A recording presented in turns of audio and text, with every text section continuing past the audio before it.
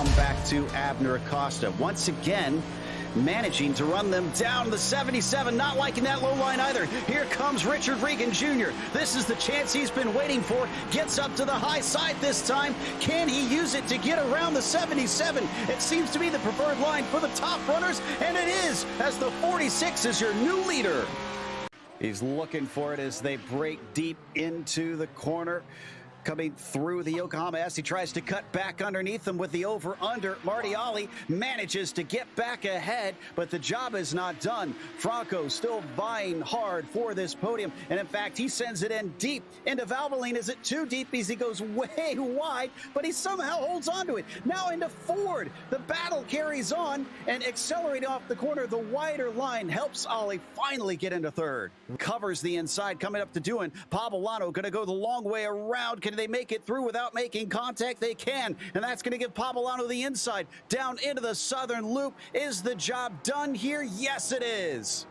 And look out for Danik Van Dale. He's going to try to pick up a position as well, sending it down to the inside of the southern loop. Now he's going to be compromised as they get into MG, but as they work their way through Stoner, he's going to have the advantage. Cochran trying to hold that BMW to the inside. He's going to have to break later here than Van Dale.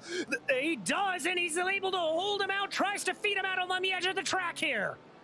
Give space, got to get space here. That's Simone Zamolo, who hit the wall and is almost squeezing his rival down into the wall. Now finds himself going a little bit wide, and there is job done maybe for Durr. Fighting back a little bit, Zamolo not giving up. Now on to Central Avenue. Durr finally into 14th. And he is going to be very happy to get that done, but man, oh man, you can't get any closer. But here comes Zamolo, potentially with a fight back, trying to break late, going down into turn 3. They're going to be side by side, carries a little bit too much speed, but Zamolo has it back. It is off to the side and breaking deep into the corner. It's a game of chicken. It's going to be Karjalainen who does it the best. No, too much as he starts to slide once again, almost like a rally car through the corner. Andy T finally has the lead. It's not over. He's going to fight back. He's got the inside. How deep does he dare take it in? Oh, he's going to go as deep as he possibly dares, and he is going to try and keep a nose ahead. It's not over here, DJ. No, it is not. They're still going to be side by side back through Siberia, but that is going to favor Kevin Norris, almost banging doors on the exit of the corner. Norris able to get the good line off of it, but now they're going to be side by side up through the hay shed. Be careful here, boys. This is some Kobayashi attitude out of Kazuki Fujita, just never willing to give it up. No penalty for Devotion Sim Racing. They're out and rolling, but they're side by side, and this is a very narrow pit exit. This could be disaster, especially if they block it with a wreck with those behind, but just managing to squeak out, and neither goes off the pit exit line either, so no penalty. Great work from the 29 and the 11, and somehow managed to keep that from becoming a disaster with the battle carrying on into Remus. Let's see who's going to come out ahead of this one, parking it at the apex. Julian and the 29 will keep that 5th spot.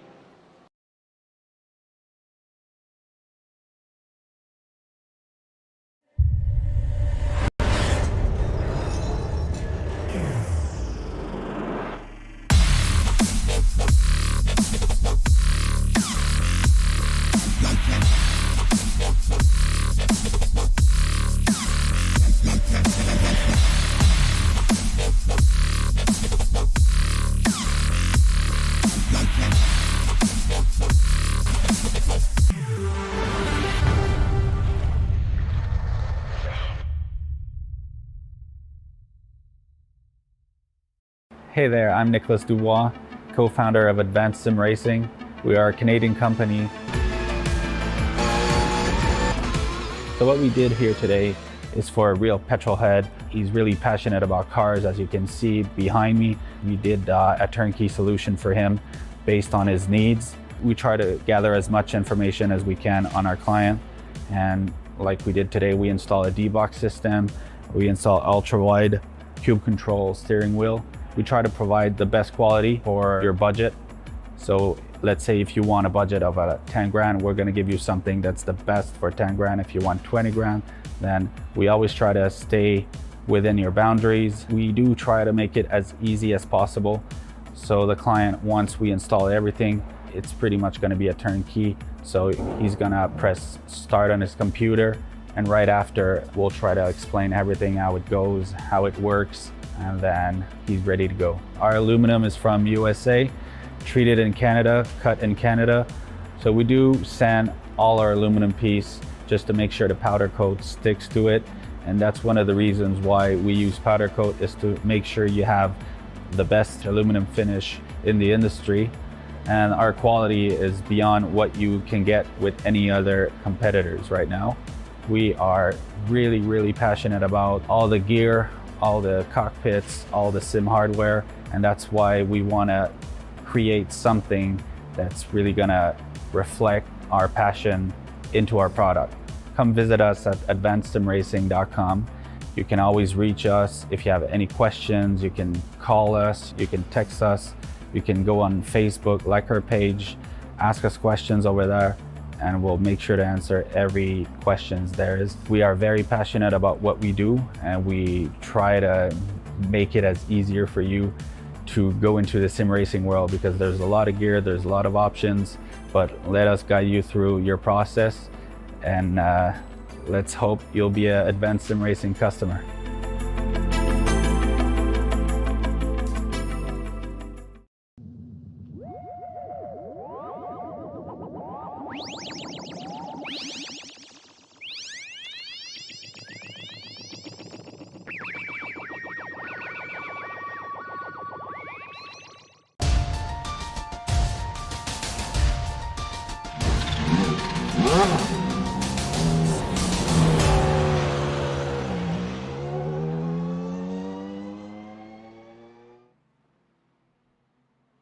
Eric Luke's hat trick of wins puts him at quite the advantage early in the season.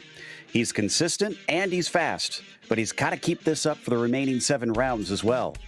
Zolder has tripped up the best over the years, so will Luke avoid its pitfalls? Let's find out as we get ready to watch round 4 of the PRL GT Amateur Series, and you'll see it all live here on the Global Sim Racing channel. Hi, I'm Joe Peak, and with me in the booth is DJ Clark. Behind the scenes is our director, Zach Johnson, and he's using cameras provided by Dougie Beard. Chock full of chicanes lined with punishing curbs, this place does its best to test your accuracy. Let's head to our track guide to find out more.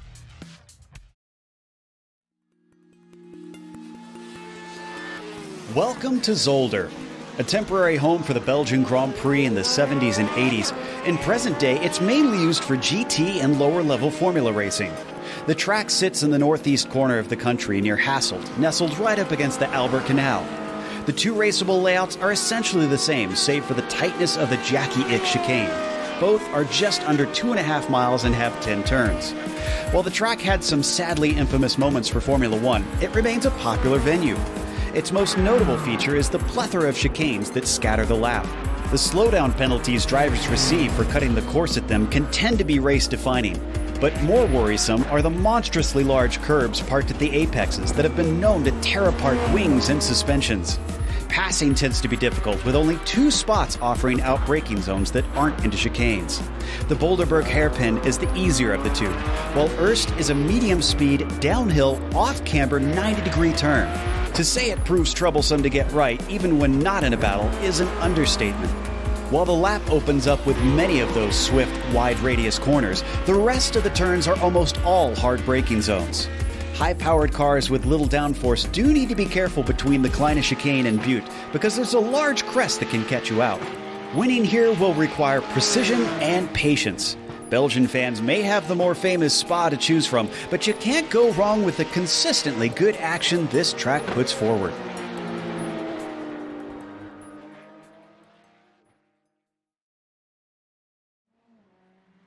Such an interesting comparison between the 2 famous Belgian tracks, Spa so fast and flowing, and this one just dotted with chicanes, DJ, so it should be tricky for our Ferrari drivers.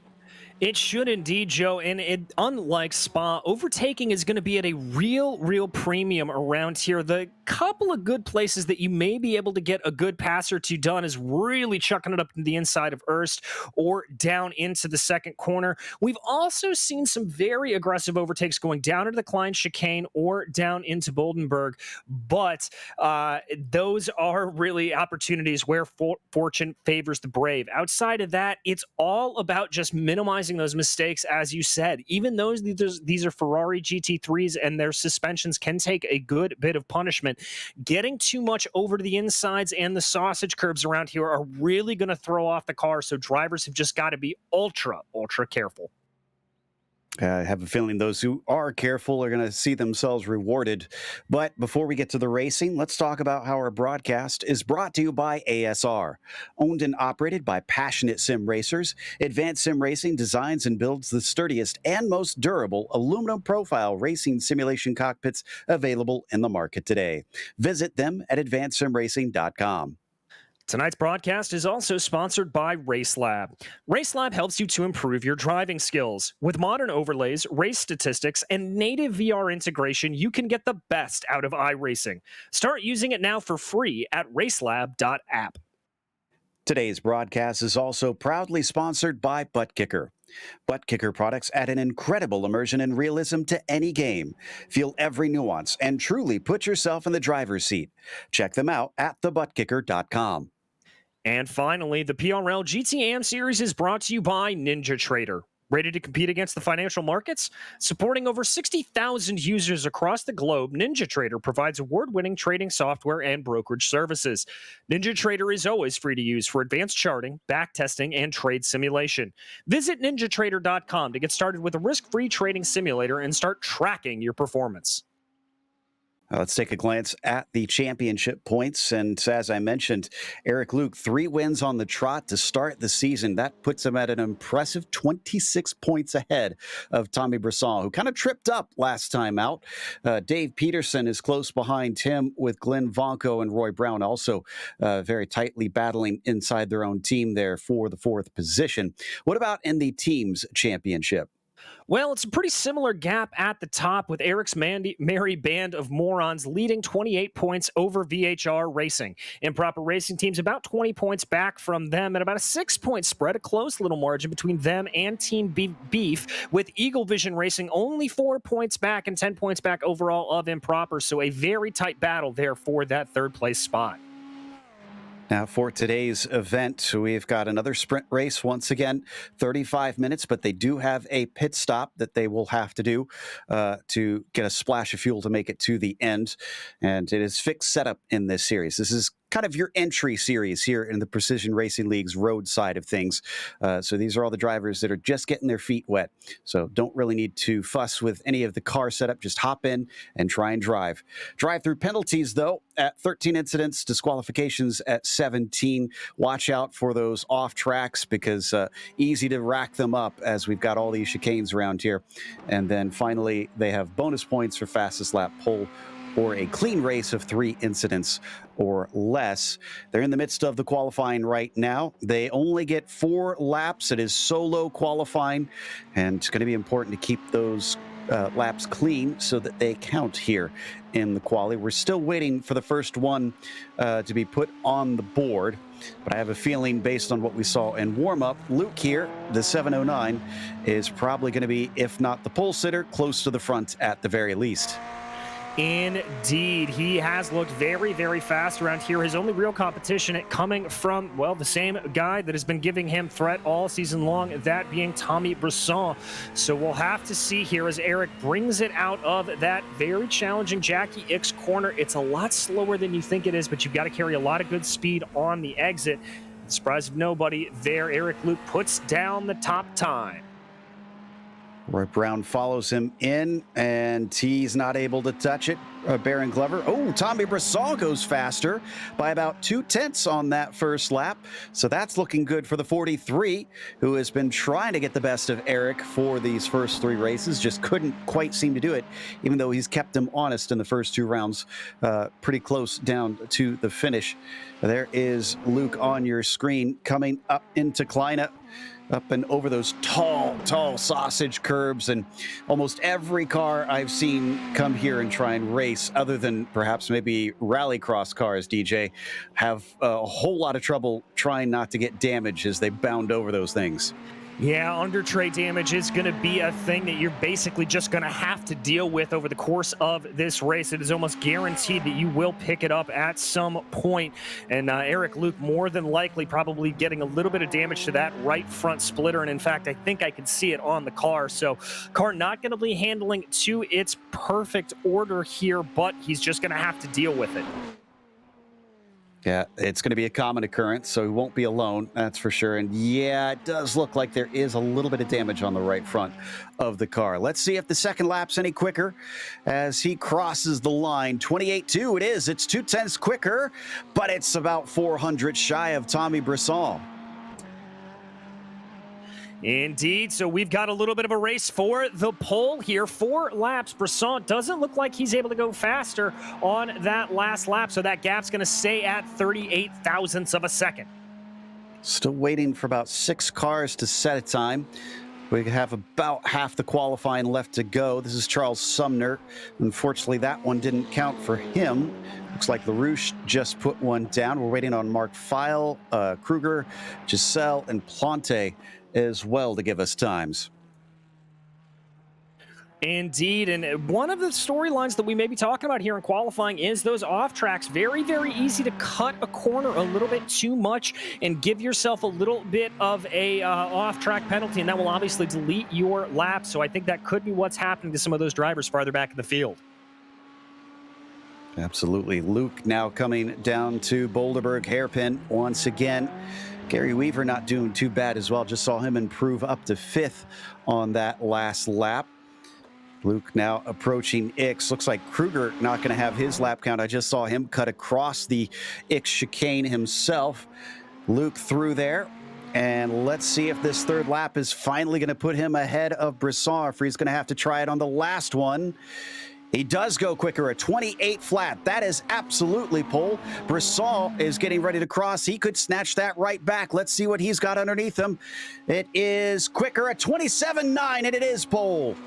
Oh my goodness, swapping fastest laps back and forth here. This is absolutely incredible stuff. There's your 3rd place driver, Baron Glover, who's about a half a second off of the 2 in front. So Brisson and Luke just into a field unto themselves tonight. Yeah, just not able to catch up. Glover, Peterson, Hellberg going to have to squabble amongst themselves. Looks like Sumner finally put himself up into 22nd. So it's down to Kruger and Giselle to finally get a time. Owen McLaughlin goes up to 4th just recently. The 90 gets within 2 1,000ths of Baron Glover. Oh, and Eric Luke has called it a day. He has pulled on into the pits, abandoning his final lap. So Luke is conceding that pole position to Tommy Brisson. Wow. And I'm trying to check the stats here. Brisson did take the pole at Knock Hill in the first round.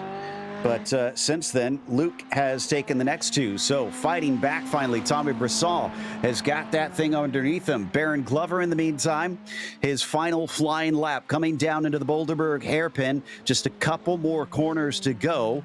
Can he maybe sneak onto the front row and make life even more difficult for Eric Luke? I'm looking, he's matching times here relatively around his Baron Glover. A little bit slow through Sector 3. That may come back to bite him. Yeah, he knows that he is going to call it a day and come on into pit lane. Well, and that pit lane entry is probably going to require some practice because you have a chicane coming into there as well if the other 3 weren't enough out on the track. So drivers have got to make sure that they get the car woed up and also watch out for those who aren't pitting as they come in. Because as you can see, the braking is much later than what they do for the Ix chicane. The 90 of Owen McLaughlin abandons his final lap. I see Gary Weaver able to complete one more. And Jacob Kruger still trying to set a time himself. In fact, I think this is his last opportunity to get a time in. even though he has laps left over that he could have potentially taken. This is Kruger on your screen, the only driver that has yet to set a time. Yeah, indeed. I think Kruger just falling afoul of some of those track limits as he works his way down through Boulderberg right there, flying through the flat-out Jochen chicane. That is, in pretty much any car I've been to, it is not a corner you've got to really brake for. Yeah, it just kind of complicates things on your exit. It does make side-by-side a little sketchy at times. Kruger coming through. Weaver abandoned his final lap. But what about Jacob? 29.5. That'll put him into 17th. That's actually a pretty handy gain. So it's a good thing he got that one in. Unfortunately, don't think anybody else able to set a time. Double-checking here. See if we've got anybody with a lap left. Oh, it looks like Giselle actually is able to. He's last on the board. He just crossed on his final lap. He doesn't have that one count, unfortunately. Had that lap deleted. Looks like Sumner on his final lap trying to improve on 23rd position. So the 98 coming down to the line.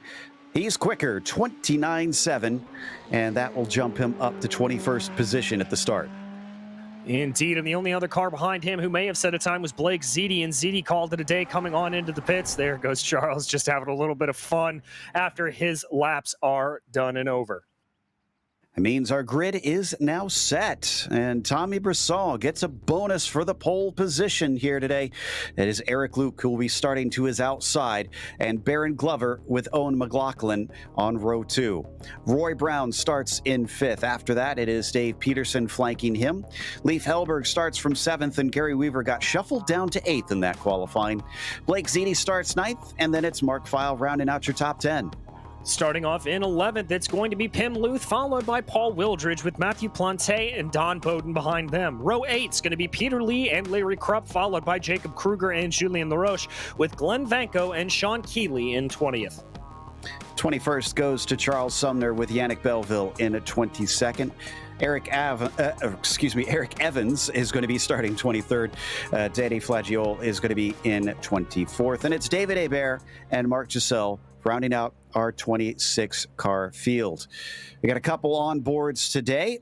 Starting in 17th, we've got Jacob Kruger giving us his perspective. I want to say this is the first time that we're going to be seeing Jacob, and very patriotic Canadian, apparently. He is ready to go with his VR headset. And, of course, we also have Charles Sumner, who we mentioned will be starting from 21st, a little bit farther back in the field here today. So waiting for the pace car to take off, and we will see how they handle this start, because it tends to be very interesting, plunging downhill into that first turn. You can really see it here from this camera angle too, DJ, just how steep it is coming down at that left-hander. Yeah, it really and truly is, and it's very easy to throw off your braking zone. It's a bit of a brush braking corner. It's not a full onto the brakes, even though it looks like it. It is very, very close, very, very difficult to pull off, to get right, and it can really reward drivers with some good speed. If you're able to carry a lot of momentum there going down into the second corner, you may be able to set up an overtake. All right, cars now on their way around the circuit here, and we've actually got pretty cool conditions right now, despite this being in the afternoon here in Belgium. It's 66 Fahrenheit on the track surface, 19 Celsius. Hopefully everybody's able to get the tires up to temperature pretty quickly. They do have some very long right-handers, 3 in a row here to start the lap. So that'll at least get the left side tires up to temps. Yeah, hopefully it will, and hopefully the rest of it will get it up to going. As these opening sequence of corners are really going to put a strain on these tires. Drivers are going to have to be very, very careful. You will have to make sure that you don't pick up a lot of understeer coming through there with the chilly temperatures. Okay, and then down to really the first great place to try and make an overtake into the Kleine chicane. We see the drivers approaching it. You'll get a look at the first real heavy curbs on the chicanes. These definitely catch out a number of drivers, can send them spinning, and I've seen it so many of them fly off into the barrier or into the runoff there off to the right-hand side over the course of the years calling races here. That's a really good example there from that low camera from Dougie, showing you how tall they are.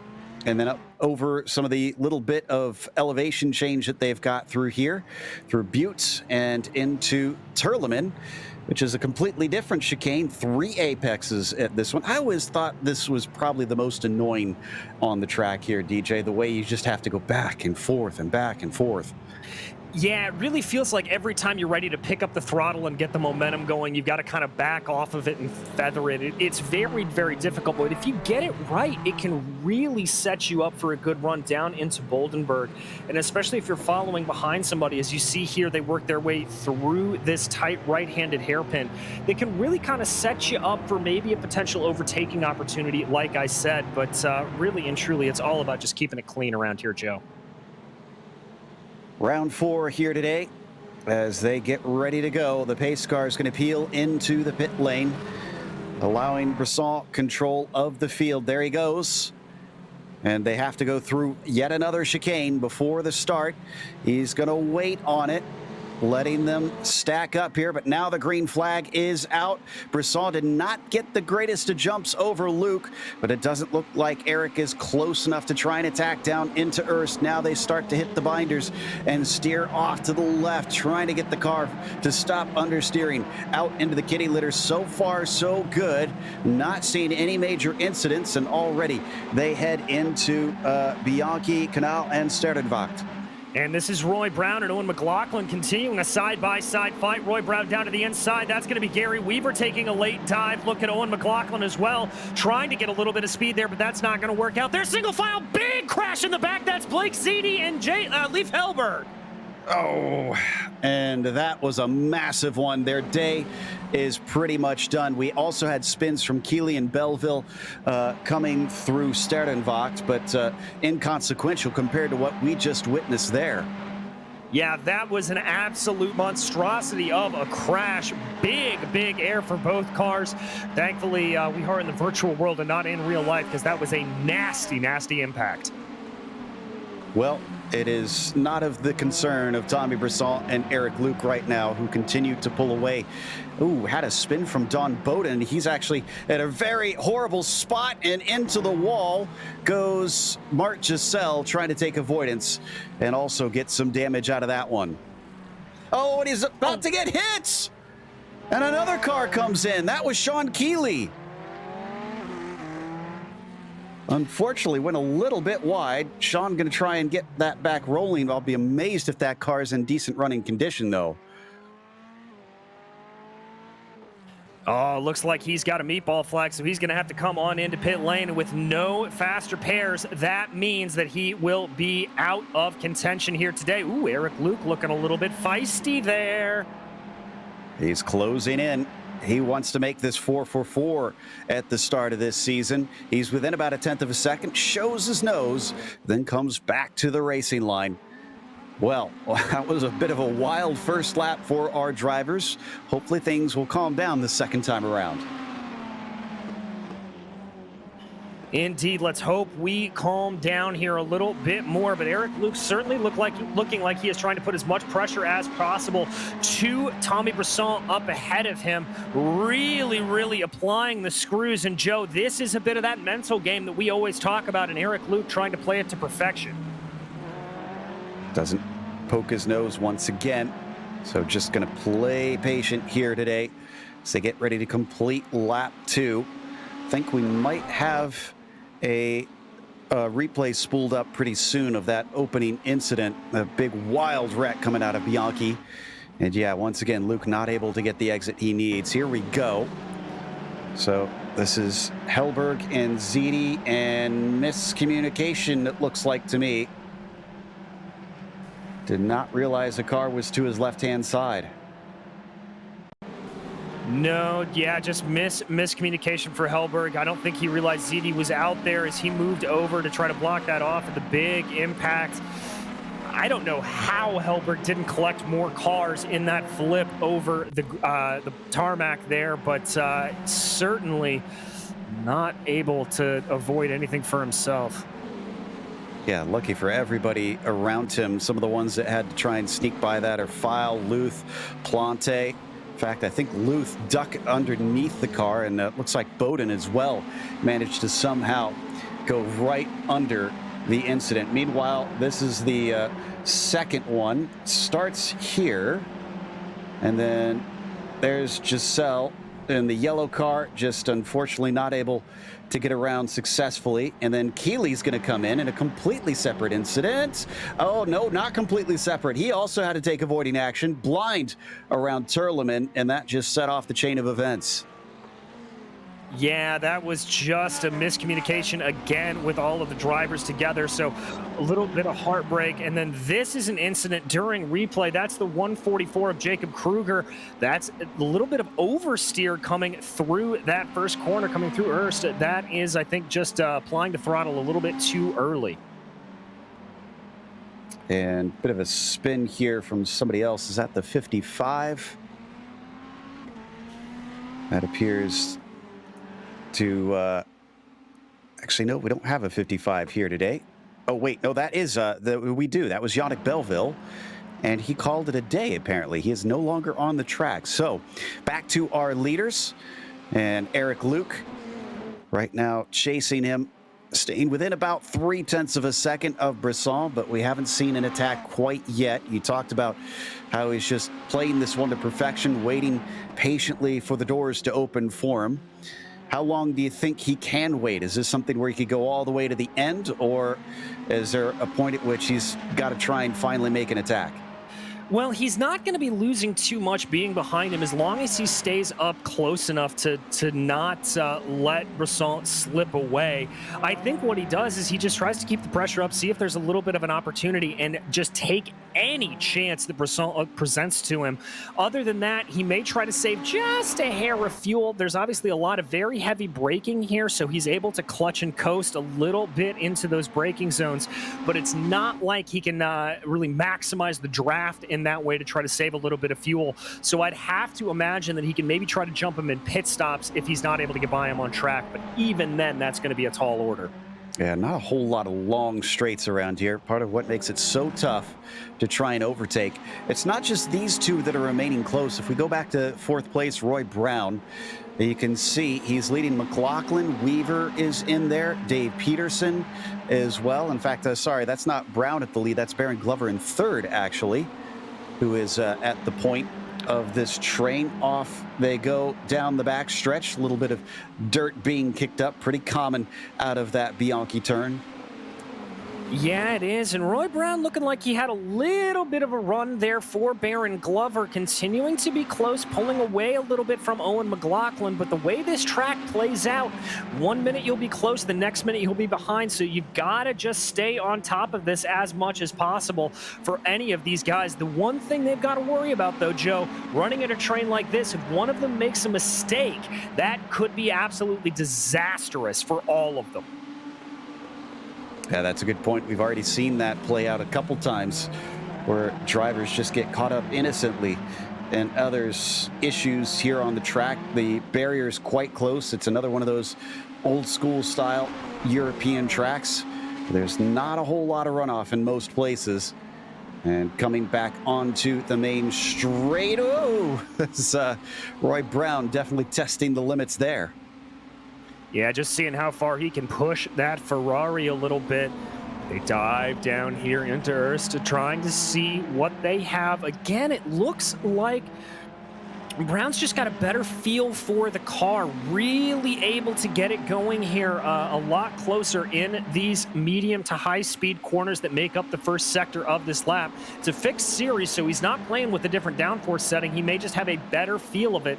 As we check back in on the leaders, they stay 1-2, but pulling a gap of about 6 seconds all the way back to Baron Glover. That's a lot of curb that time from Eric Luke.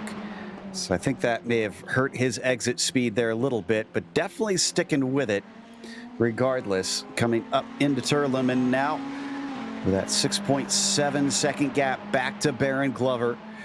Boulder Burghardt spelled is, as we got a car off, Larry Krupp coming into the Kleine chicane seems to have worked his way off the track.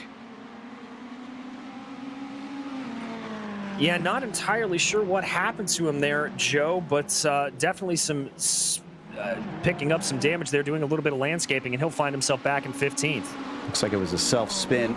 We're going to see a number of those. Oh, look to the inside there from Gary Weaver trying to overtake on Owen McLaughlin.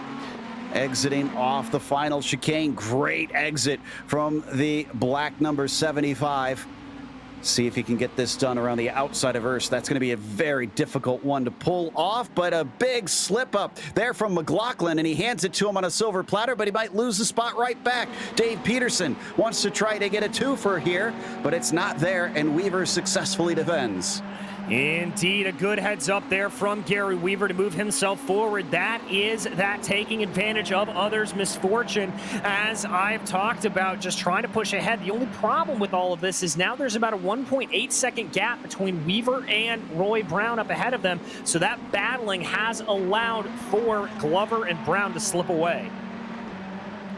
Weaver's best finish so far this season was in 8th place, so this 5th place is looking good right now. See if he can keep it up, though. He's been a little bit hampered by bad luck so far. Things just not going his way. But so far, so good, at least here 10 minutes into this one. And looks to me ahead of them, Roy Brown getting very interested in Glover once again. There you see the red and white striped 313 chasing the white 93, coming down into X, too far back this time. Maybe he could get the shot off of that final chicane.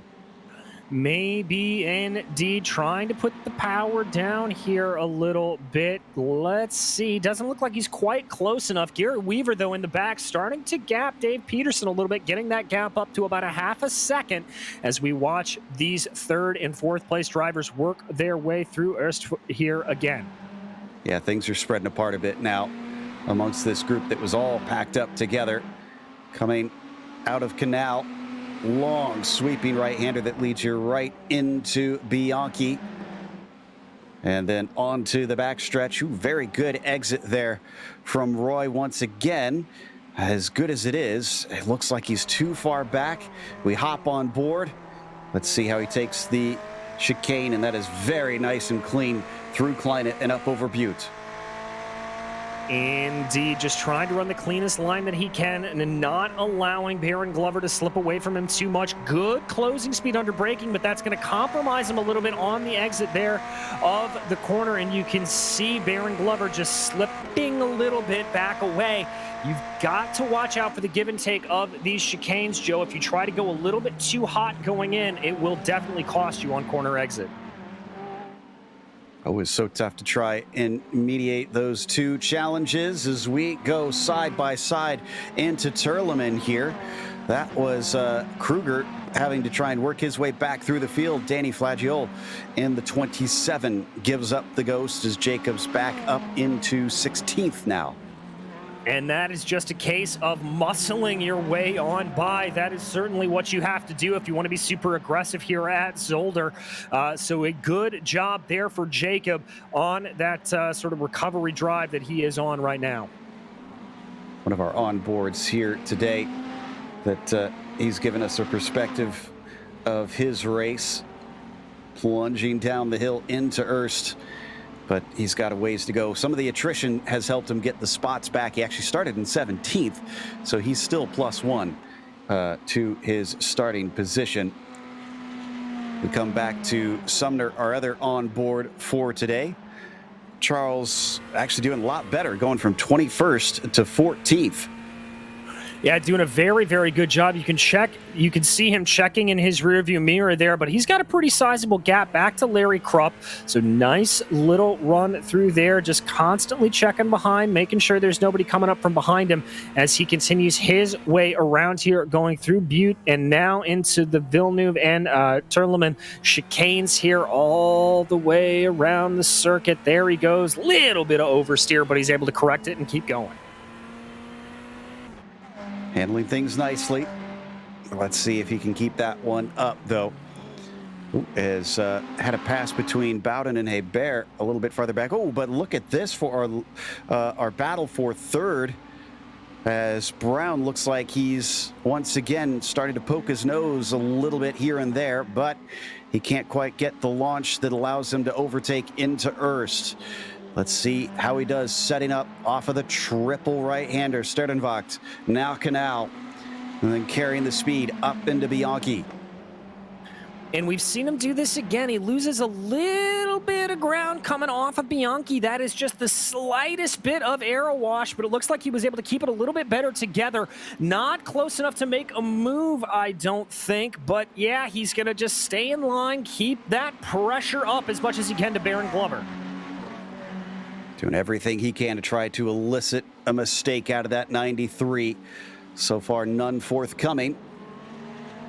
Don't forget, they've got a pit stop, too. And I'm wondering if we're going to start seeing drivers maybe try to duck off early. It looks like it is terribly tough to try and overtake today. So almost feels like it'd be worth it to try and take a little bit of an alternate strategy. Yeah, the only concern that I would have, Joe, is seeing yourself deposited out into a pack of slower cars. Looking specifically at our leaders, think there's a chance they could end up somewhere around 19th or 20th. That's around Julian LaRoche, Don Bowden, and David Hebert. And if that's the case, you do not want to be caught up in that. So they're probably just waiting to see if they can pull a little bit of a gap. There is a nice gap between LaRoche and Eric Evans right now that they could slot into, or potentially behind David Hebert. But that is why they've got guys up on the strategy tower to try to figure out those gaps for them. Right now, the gap between Brisson and Luke is still hovering at roughly half a second. Luke has not been as close as he was in those early laps. Also, a little bit of bookkeeping here. Giselle has been in pit lane for about 2 minutes for some reason. Not sure what. I didn't see him have any incidents before he came in. So maybe dealing with some technical issues or something of that sort. Julian LaRouche is going to try and take a stop. And Sean Keeley has actually managed to get the car back out after some repairs. So the 22 is rolling. And we got another incident. Is that Flagiol? Yeah, that's the 27. Yeah, it looked like he had an off track coming through Ernst, so I'm not entirely sure what happened. Looks like there may be a little bit of damage to the right rear of that car, and indeed you can see some on that rear spoiler. So let's head back to the GSRC replay, figure out exactly what happened here. Little wide, little wide. Oh, and once he hit the gravel, it just spit him back across the track. Couldn't do anything to avoid the Armco, and the car slams into it. That sends him down to 20th place from that one. Looks like it's not handling too badly, though, as hard of a hit as that was. So maybe he can keep it going at least until the pit stops and have them try to do a tiny bit of repairs while he takes his fuel. Indeed, just banging on that car with some virtual mallets, as it were. We check back in on our leaders here. Tommy Brisson still under a lot of pressure from Eric Luke. And on that last lap, I was watching this, Joe. Brisson really took a lot of curb up here coming through Kleine. And so he's going to have to be careful. It did it again right there. Just a big bump of the curb. That time Luke did it as well. He's got to be careful. That can unsettle the car to an extreme degree and particularly mess up the rear downforce in the diffuser area of the car. And if that happens, that rear end is just going to want to slip away from you. Have to admit, though, Tommy's doing what he needs to do at this stage in the championship. First 3 rounds slipping through his fingers. He needs to respond and try to close that points gap. And not only did he manage to get the bonus for pole, but so far, so good out here leading the race. As somebody else has had an issue, that is Kruger once again. Yeah, it is. It looks like he has been given the meatball flag, so he's going to have to come down pit lane, and he is forced to get repairs at this point.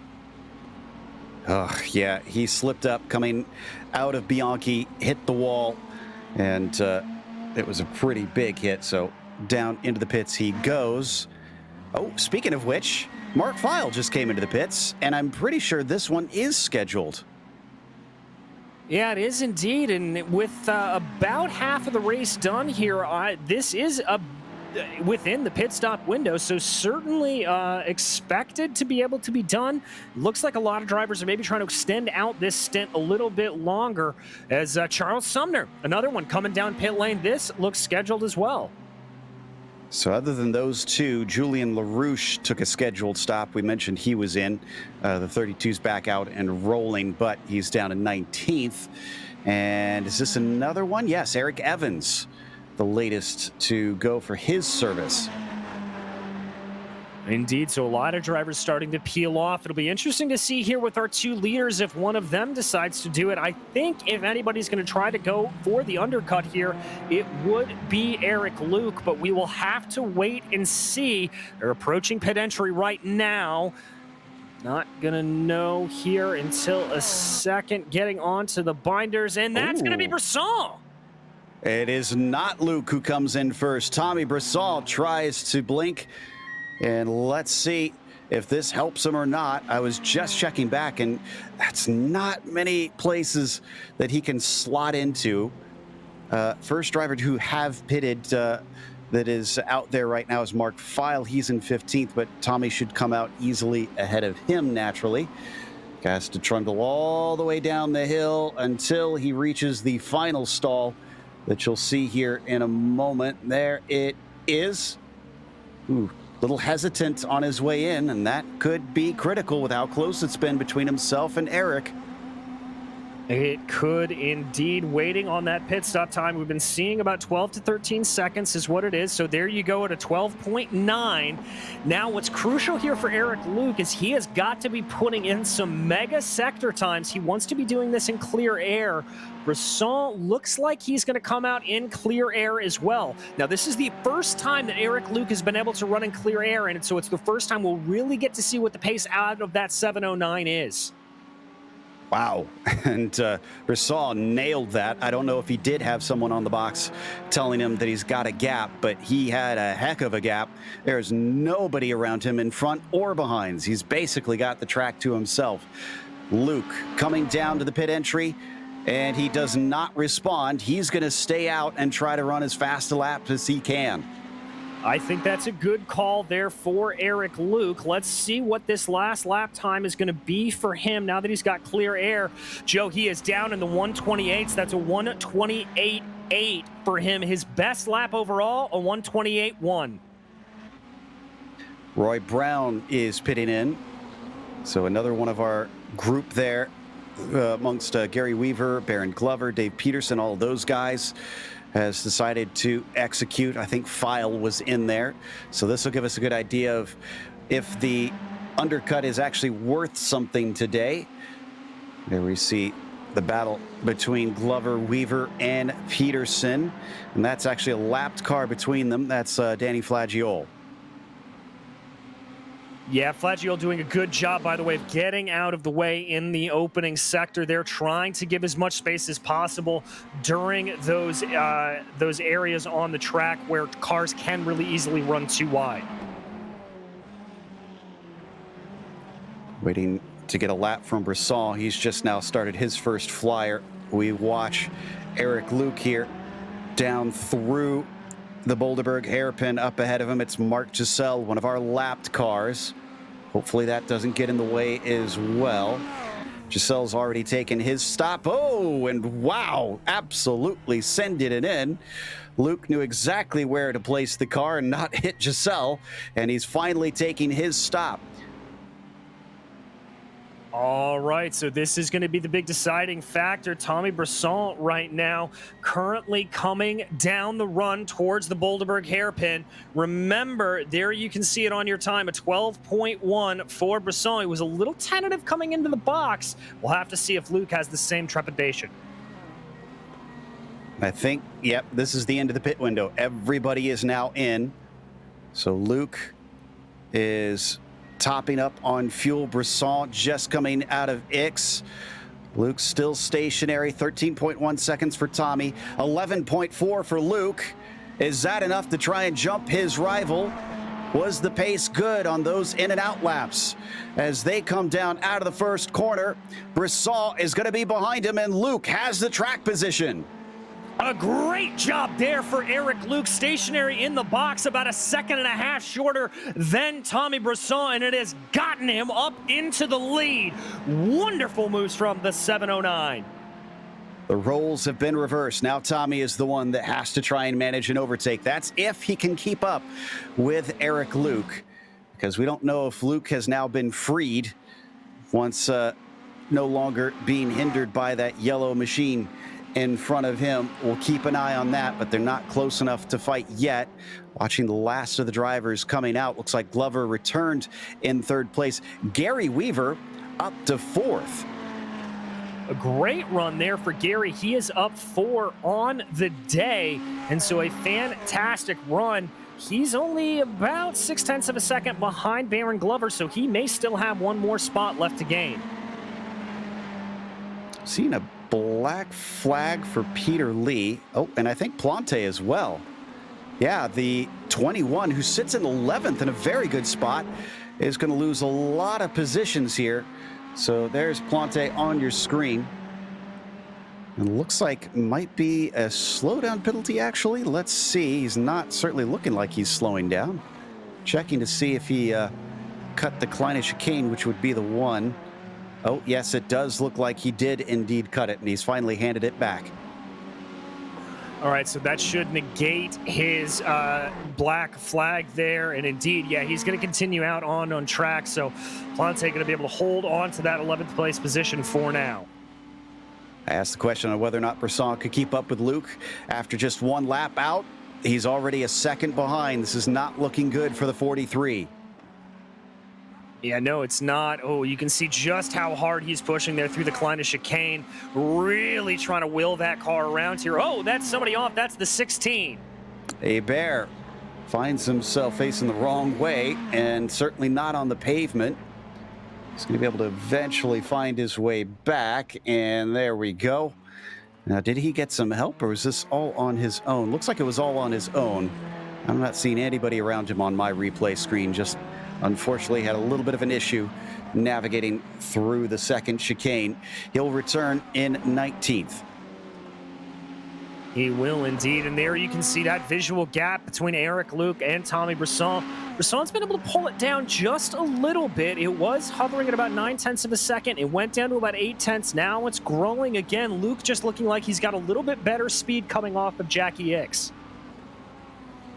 The battle behind them is honestly the one of interest, and it's way behind them. 13 seconds back to Baron Glover.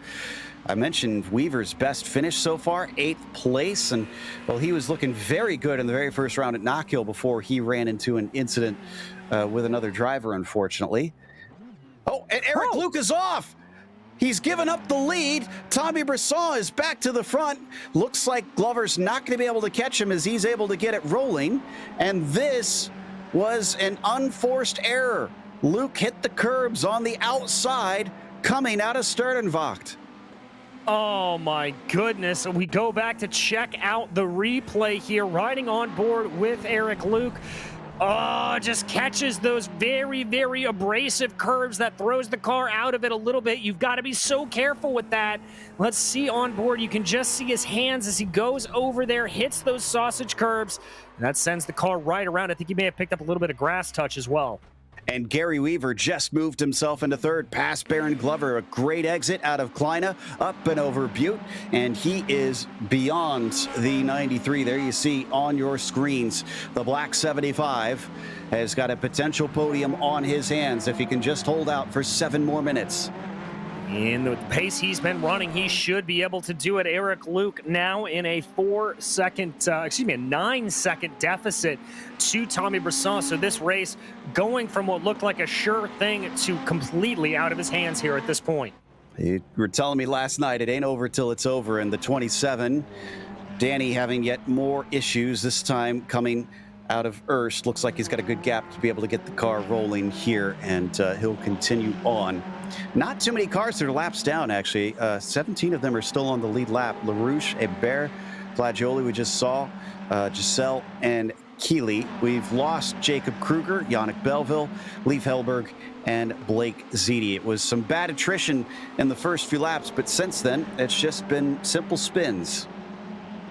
Yeah, indeed, it has a lot of unforced errors here from these drivers. The Zolder circuit just catching a lot of them out. And, you know, Joe, when we first saw this come up on the schedule, that's kind of what we suspected would be the case, that this was going to be a race of just sort of mental fortitude where you had to just be able to run hot lap after hot lap, passing going to be at a premium, and it's really all going to be you versus the track. Right now, it is these two versus Brown, and unfortunately, that's Danny Flagiol trying to stay out of the way, but there was no place to hide, and that held up McLaughlin and Peterson. So what was a three-car fight separates slightly. Brown wagging the tail off of Boulderberg as he tries to get the throttle down. Yeah, and these tires starting to go away a little bit. This isn't a super high degradation circuit, but with all of the sort of stop-starts you have to do, it's very easy to spin those rear tires and overheat them in the process. So I think that's a little bit of what we're seeing going on right now. Yeah, trying to really put your foot down. Eventually gonna bite you if you do it too much too hard. As Brown's losing that gap that he gained through the traffic, McLaughlin does look slightly quicker. He pulled that back in pretty fast. Yes, he certainly did. He's definitely reeling him on back in. Flagiol has another problem. That car just seeming to be limping around the circuit. I think he just wants to try and get to the end from here. At some point, though, he's going to run out of incidents, and he's going to have to do a drive-through. And is he parking it? No, he's going to back it up and keep trying to go. All right, the car trundling back onto the track dejectedly. Ooh, and the battle heats up a little bit now as Brown under threat from McLaughlin, who gets a better exit, tries to cut underneath, but unfortunately parking it at the apex. Roy not giving him the chance. Not giving him a chance at all. He's going to poke his way this way and that, trying to see if there's something to do, but it doesn't quite look like he's going to have it going down into Boldenberg as they work their way out of the corner. And now advantage may switch over to Dave Peterson, who looks like he's got a good run coming down into Jackie Hicks. Not sure if that was tire spin or what, but Owen McLaughlin just went nowhere coming off the turn. And Peterson does not attack out of Jackie Hicks. Behind them, they've also got Mark Feil, who looks like he's catching up bit by bit. He does indeed, but with only 4 minutes left to go here and at about roughly a minute 30 per lap, yeah, he's going to be running out of time very quick to make a move, as are any of these guys. Especially with how tough it is to try and overtake. As soon as he gets there, he's almost going to have to attack immediately and hope that it sticks. Here we go again, onto the back stretch. Everybody clean. Yep, nobody off into the dirt this time amongst this group. Roy Brown with the track position up in 5th, gets onto the brakes. Everybody, and a bad exit from the 313. Here comes McLaughlin. This is the chance he's been waiting for. He manages to get fully around. He's going to stay defensive down into Turleman. Oh, but he cuts the chicane. He goes a little bit too far over the sausage curbs. Surely that's got to be a cut course penalty. I would think it would have to be, but the way he's driving, Joe, it doesn't look like it is. He just continues on. Checking to see. Yeah, he does have a black flag, I'm seeing. He's being asked to give the time back. I think he's trying to pick a spot where it's going to be tough to try and go by him.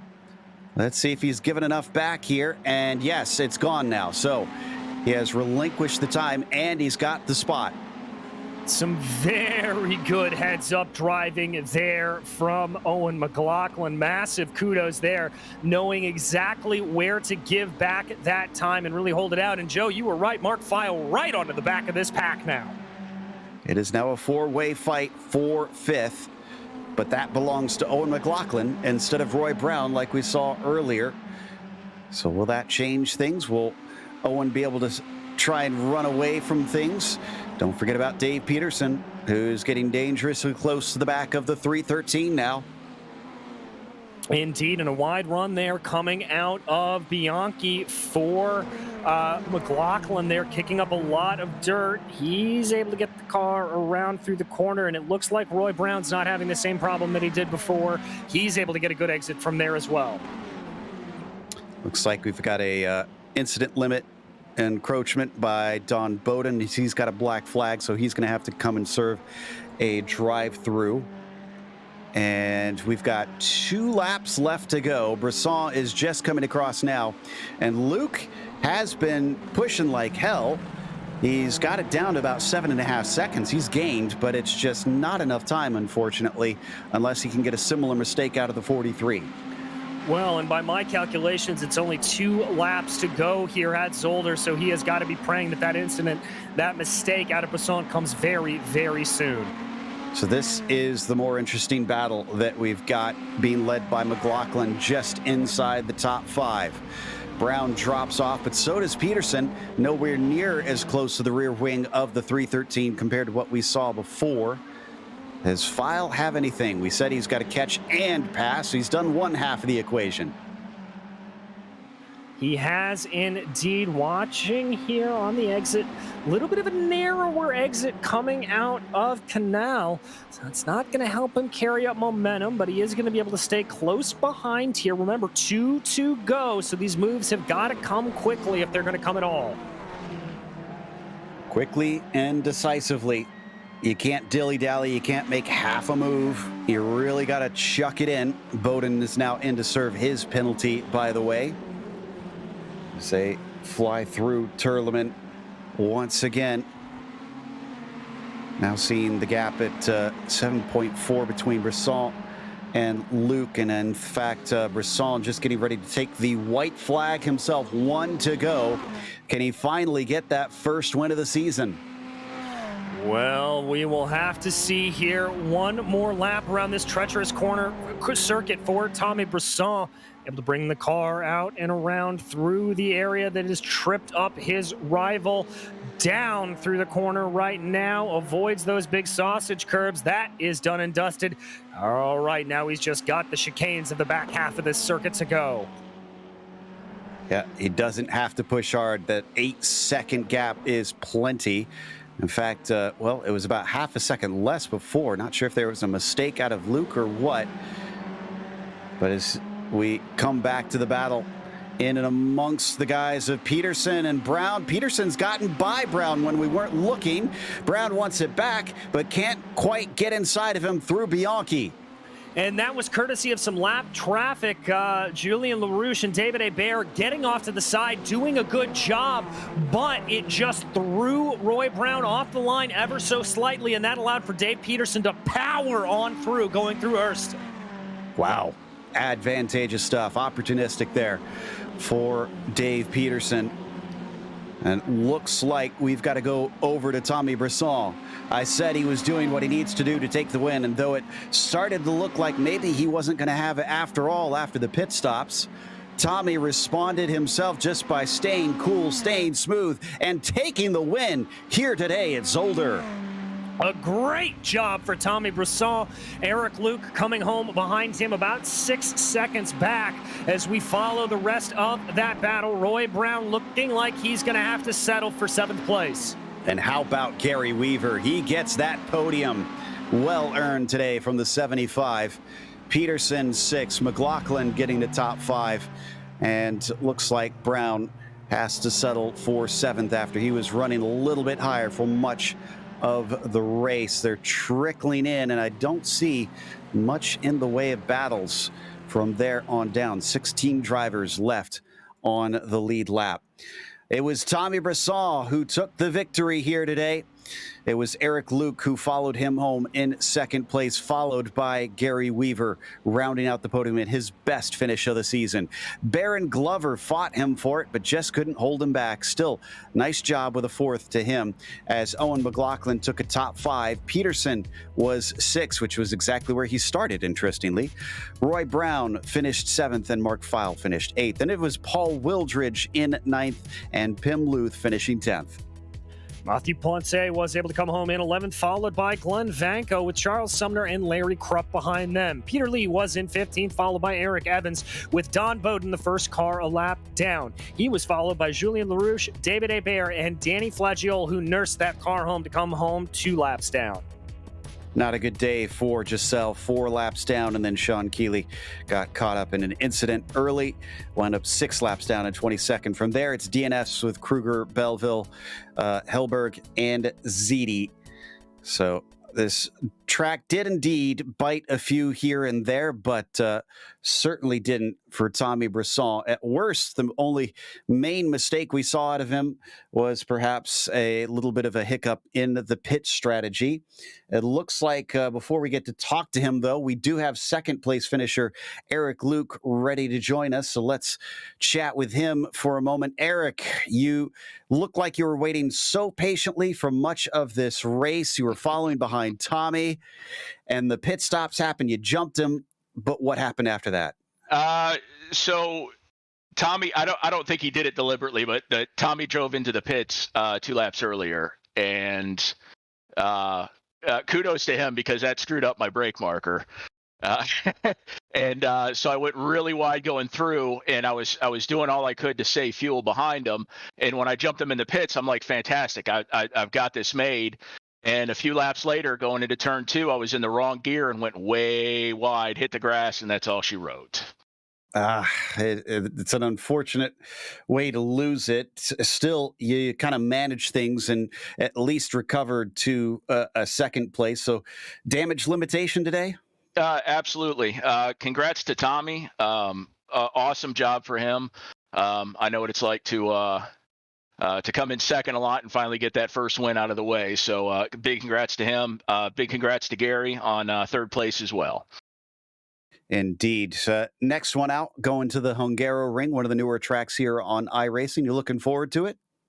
Yeah, hopefully I can have a better showing there this go around than I did last season. I made a grave error and took out one of my buddies during the race. So hopefully I don't have a repeat of that performance. All right, that was Eric Luke, our second place finisher here today. In the meantime, DJ has caught up with Gary Weaver, who gets his best finish of the season. I have indeed. Gary, up 5 positions on a track where they tell you you can't pass. This has got to feel great. I passed 2 people on merit, I think, and I don't know what to... I'm surprised I survived still. I was expecting another Watkins Glen. Oh my gosh. I was expecting a top 5. I'll take a top 3. That was unexpected, but I have no words for this in general. So was that a bit of your mentality out there today of just survive? It wasn't really that much of an attack mode. It wasn't much of attack mode until I'd say maybe about 5-10 minutes into the race when I realized, okay, I'm sticking with I forgot who was in 3rd and 4th at the time, and 5th actually as well. So when I was in that train, I'm thinking, you know what, maybe I do have some kind of a chance that isn't related to only pit strategy. Well, looking ahead, we head to a track that it's a little bit easier to pass on, but still relatively notorious for being difficult on Hungaroring. How do you like your chances there? We'll see how that goes. I'm definitely going to be getting a bit of practice in for sure. So if it's anything like this week, I will very much be looking forward to it. So Hungaroring, that straightaway is going to be so chaotic. I had the same thought, my friend. Anybody you want to thank for this podium today? Actually, a couple people that did give me a good race, both Glover and McLaughlin, because I think it was McLaughlin, I'm sure, but my gosh, it was insane. It was so much fun running with them. Well, it was insanely fun to watch, Gary, and congratulations again. Thank you. That was Gary Weaver, your 3rd place finisher here today. Joe? Unfortunately, doesn't look like we'll get to talk to Tommy. Don't see him in here, but we have more action coming your way is the good news, because it is the PRL GT Amateur Series over at Silverstone. In just a moment, stick around for more Precision Racing League action.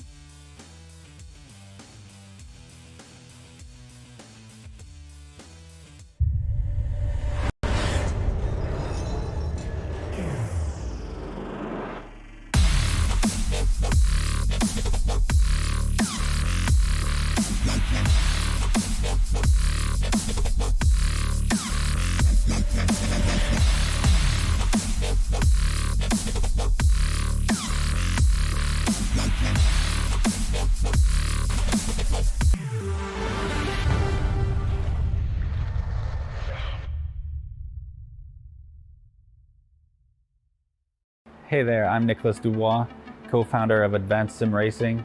We are a Canadian company So what we did here today is for a real petrol head. He's really passionate about cars, as you can see behind me. We did a turnkey solution for him based on his needs. We try to gather as much information as we can on our client, and like we did today, we install a D-box system, we install ultra-wide cube control steering wheel.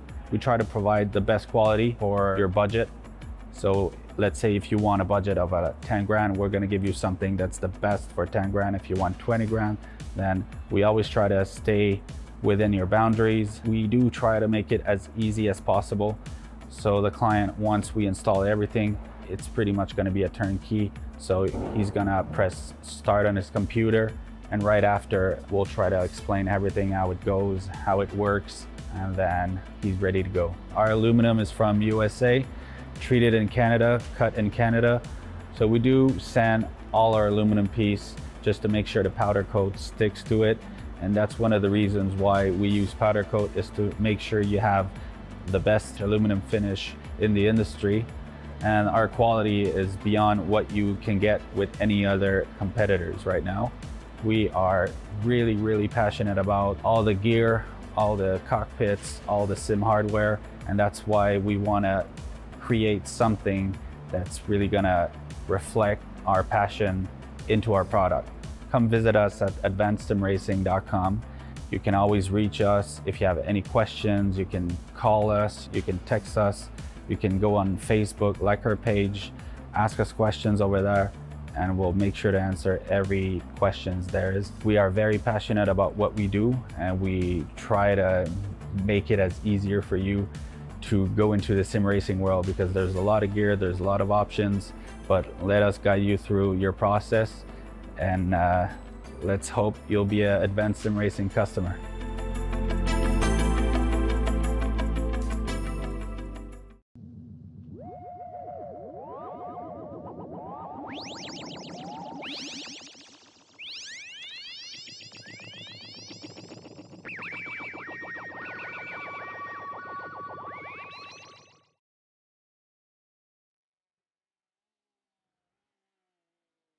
Welcome back. We are now at Silverstone, hopping over the channel and on our way here to the UK. You can see that we've got some good racing action coming with our GT3 cars. But to introduce you to this newer version of Silverstone, why don't we head to our GSRC track guide.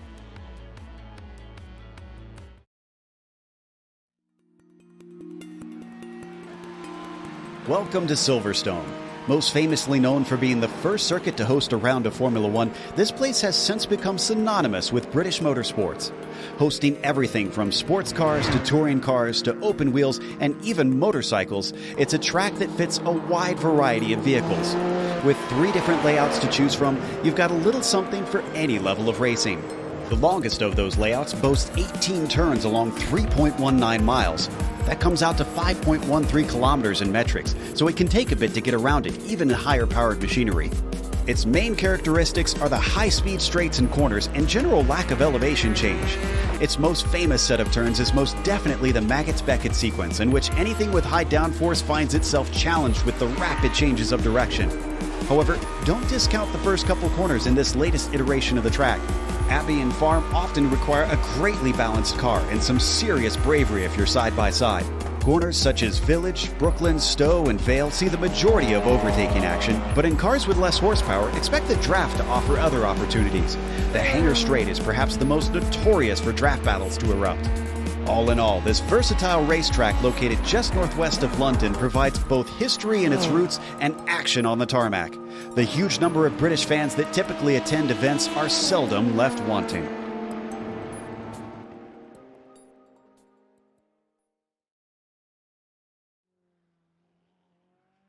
Well, DJ, we got a taste of things last night with these GT3 cars. What did we learn about how they interact with Silverstone? Well, Joe, the normal overtaking zones that we're used to seeing around here in Formula One cars weren't necessarily proving as effective in these GT3s. That run down the Hangar Straight going into Stowe, and then the run coming down the Wellington Straight into Brooklands. But what we did see was a lot of forceful overtaking going down into Village and through the loop, as well as some very, very surprising moves coming down through Copse and the Maggots and Beckett's complex. So I think really and truly what it is you have got to kind of muscle your way around here and not rely as heavily on the draft as we may have originally thought. Well, we'll keep an eye on that to see if that is once again the case here with the AMs. And let's take a look at the championship as well with Jonathan Wager. 2 out of the 3 so far. Not as big of a gap as what we saw in the Ferrari Challenge. Only 12 points back to Luke Davis, who is actually in a very tight fight for second with Kwok Nin, who's been having a little bit of a better time here than he has been over in the Pro-Ams on Monday nights. But Devin Horvath and Danik Van Dale, only a single point splitting those two as well for 4th position. What about the team's championship?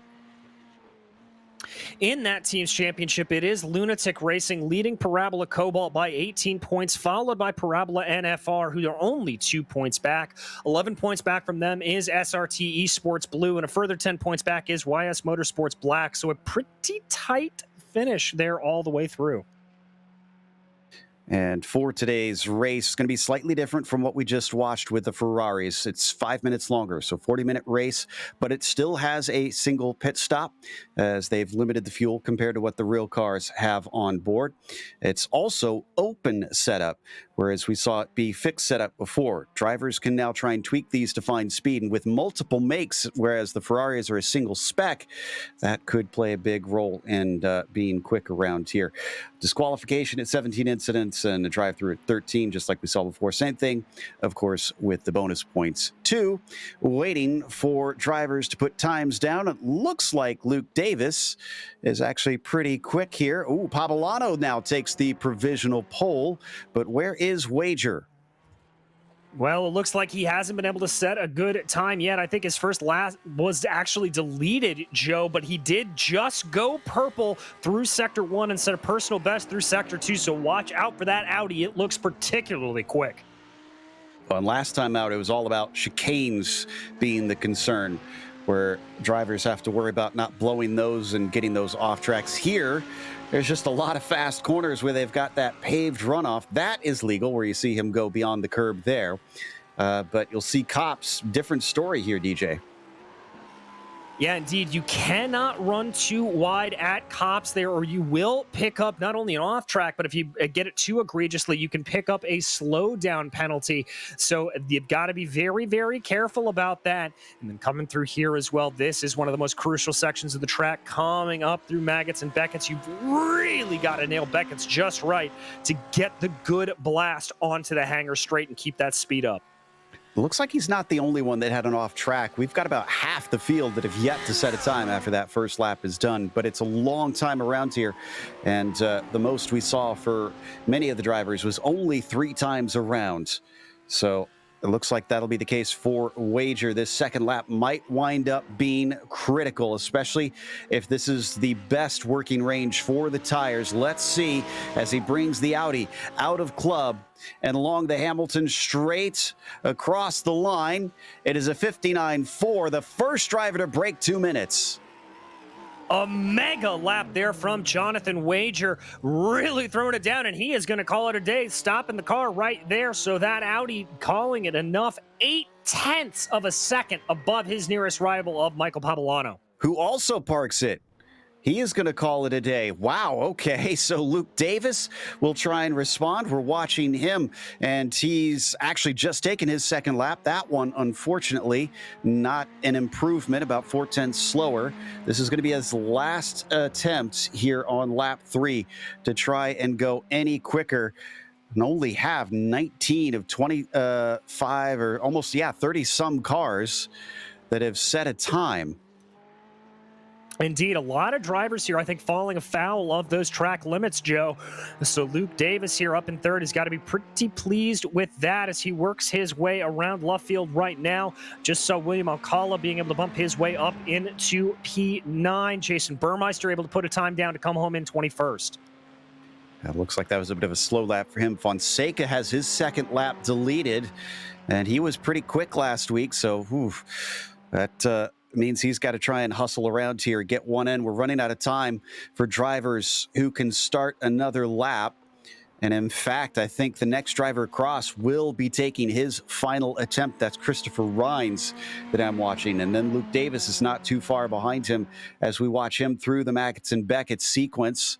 Rines sits in 8th position currently. And he brings that BMW down into the Vale chicane. Oh, way off the apex, unfortunately, on both apexes, nowhere near to them. This might not be a quick one. He had a 2 flat 8s.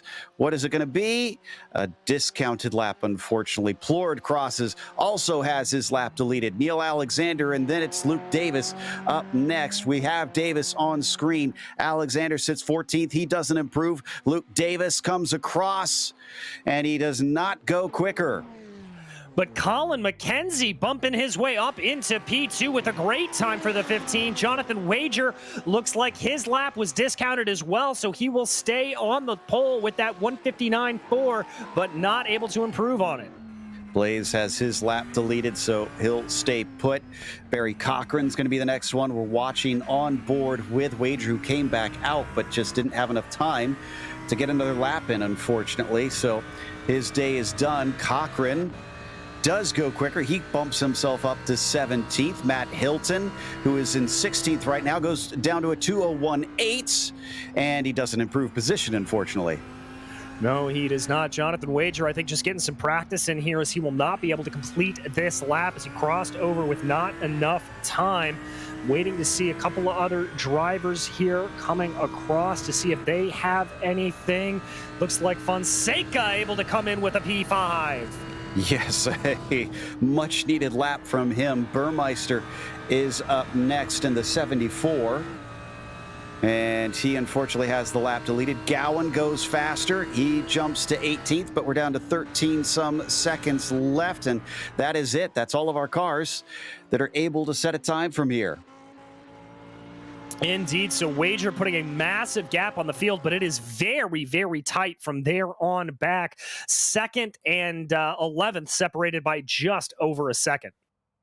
Great stuff. And Jonathan Wager with the pole position over Colin McKenzie, as you mentioned, by an impressive more than half a second.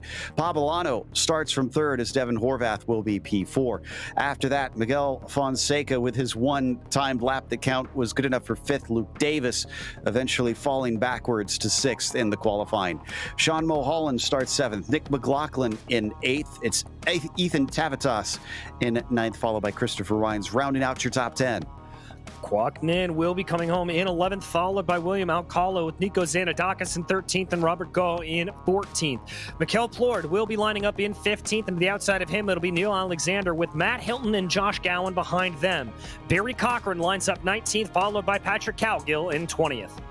Drew DeWeese, 21st today, with David Morrison, 22nd. Jordan Walker, 23rd. Last two to set times for Blaze and Burmeister. After that, Hedgecox, Gerson, and Bergeron going to be starting from the back of the fields.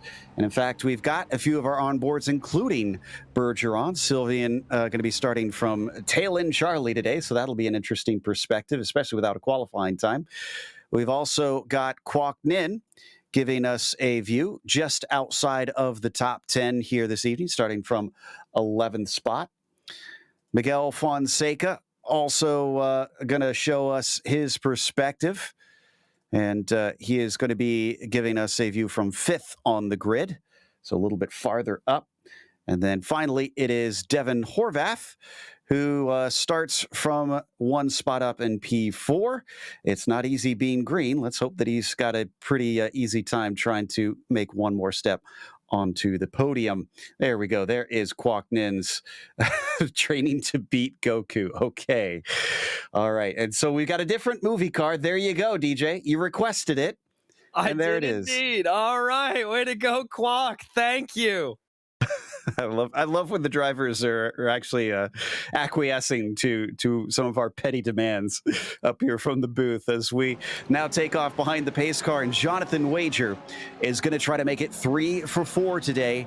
From the qualifying, it looks good. The question is, can he back that up? He was pretty quick, in fact, almost a second quicker in warm-up. So it says to me that, yes, he does have the pace, but it's one thing to do over one lap. It's another to do it over all the laps for 40 minutes. A little bit of a checkup there coming into the final chicane. Almost contact there as our second place Mackenzie nearly bumped into Pavolano, but the green flag is out and they're on their way down towards Abbey. It was a very bad start from Pavolano as Fonseca tries to go from 5th to 3rd. Oh, but he makes contact, gets into him, comes back onto the track. Both of them avoid making it a bigger wreck, and Fonseca falls way down the order.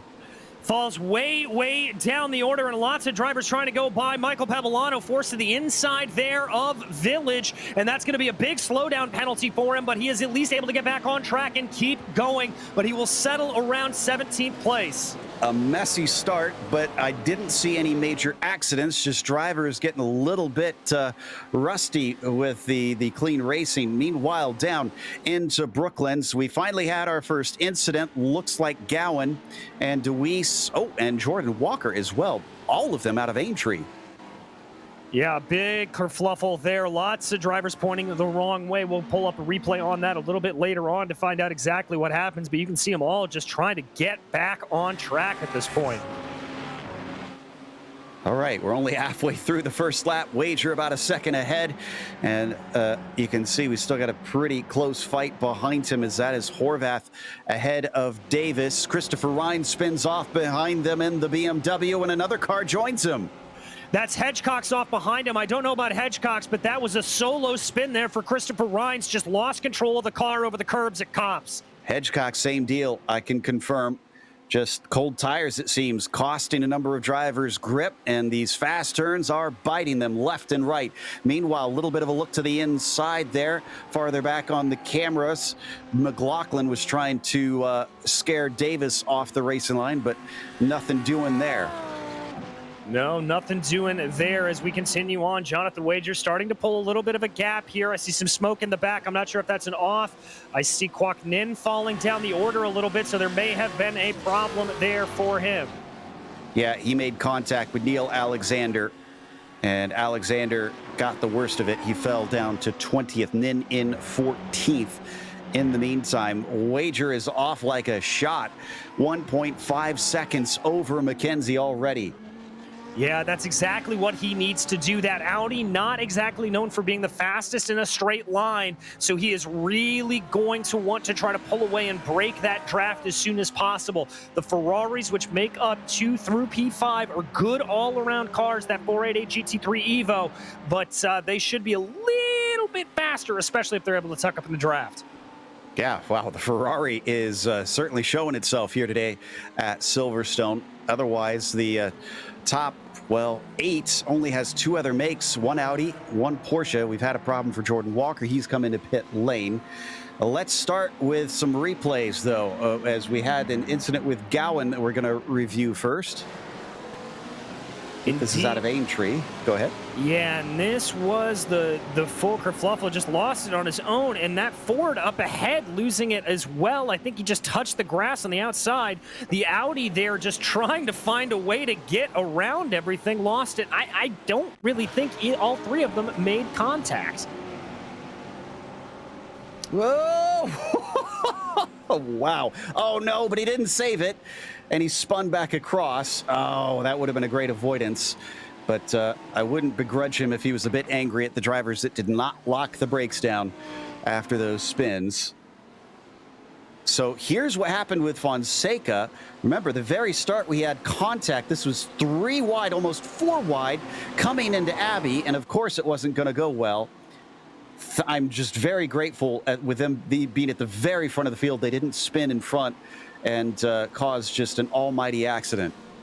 Yeah, and it looked like Poblano there turned in a little bit more than he should have. I think he tried to cut off Fonseca a little bit, whether he didn't realize he was on the inside or was just trying to throw a very, very aggressive move there. But one way or the other, that's really what seemed like it precipitated a lot of that bumping, as they call it in NASCAR.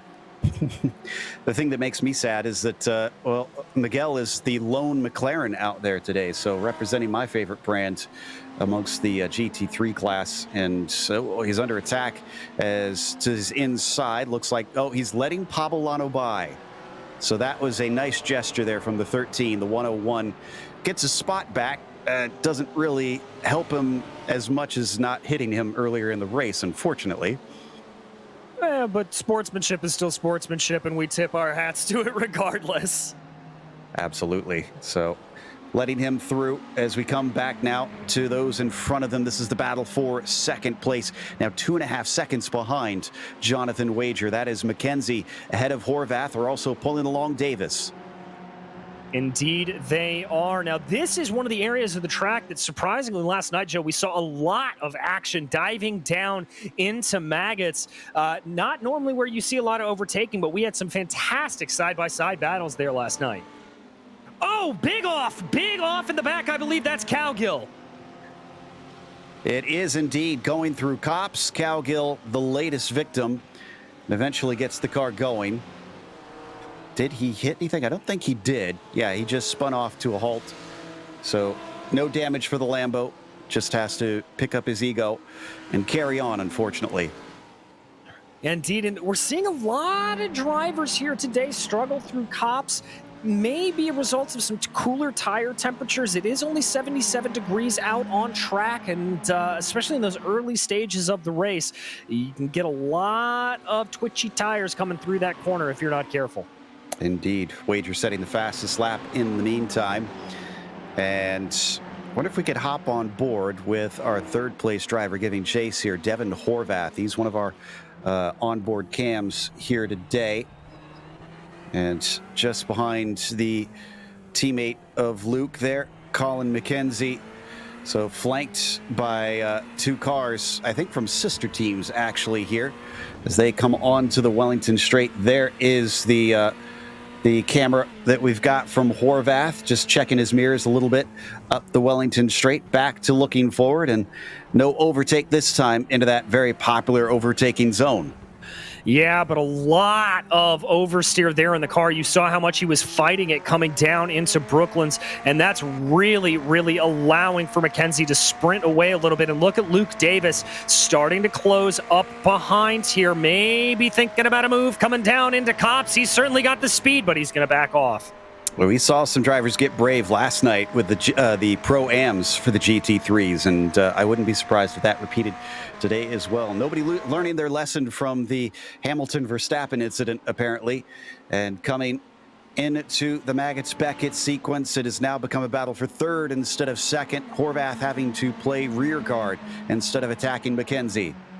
Yeah, and that was really all precipitated by that snap of oversteer coming through Brooklands. He just didn't seem to get the car underneath him the way he wanted to. Able to get some good speed here on the Hangar Straight, though. Definitely getting some better top speed. I'll have to check and see what the overall top speed is on those cars. Yeah, Devin Horvath is tickling about a 152. We're only seeing Colin McKenzie on a 150 miles an hour. So I wouldn't be surprised if there's maybe a little bit more trimmed out in Devin Horvath's machine, or if that's just maybe a result of that super powerful draft. And these are all 3 Ferraris, so same make here. No real advantage in that sense. Jumping a little bit farther behind. Got a nice little battle, and looks like, is that an overtake there for Alcala? He's into 8th now, and that was Zanadakis that was looking down the inside as they came down the front stretch into the infield portion, and we come back ahead once again.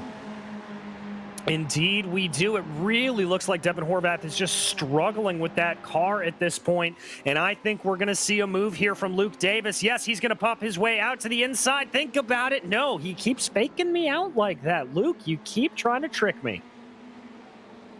Yeah, you theorized for a second that Horvath might have a little bit better top-end speed, and that might have saved his bacon. Say, come around Woodcut once again. And yeah, look at him pull away once he's able to get onto the throttle. Just nothing doing for Luke Davis. Colin McKenzie ahead of him, running away from both of them as long as they keep fighting amongst one another. Unfortunately for him, Jonathan Wager is already up to 4.5 seconds up the road. Yeah, he is just streaking off into the distance. And there you can see as we look out the back of Colin McKenzie, starting to pull a little bit of a gap on Devin Horvath. That gap holding at about 0.6 seconds right now. We'll have to see, and indeed starts to close a little bit on the long straightaway here, with our suspicion that Horvath may be running a little bit lower downforce. That's not entirely surprising. I want to correct myself. They are on the same team, Lunatic Racing, McKenzie and Davis, just have elected to give them different colors to help us identify. So tip of the hat for that one. Certainly appreciated up here. They're going to stay in line as they once again come through Vale. We had a change for 13th. Kwok Nin just went by Robert Gao.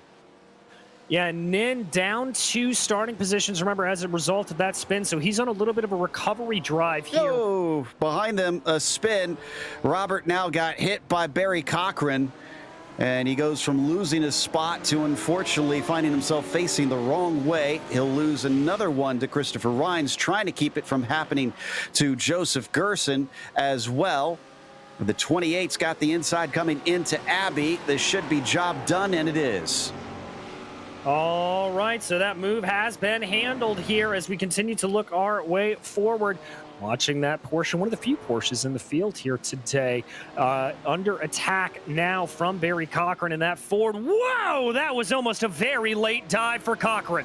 He could have made another bit of contact. Oh, he goes around anyways.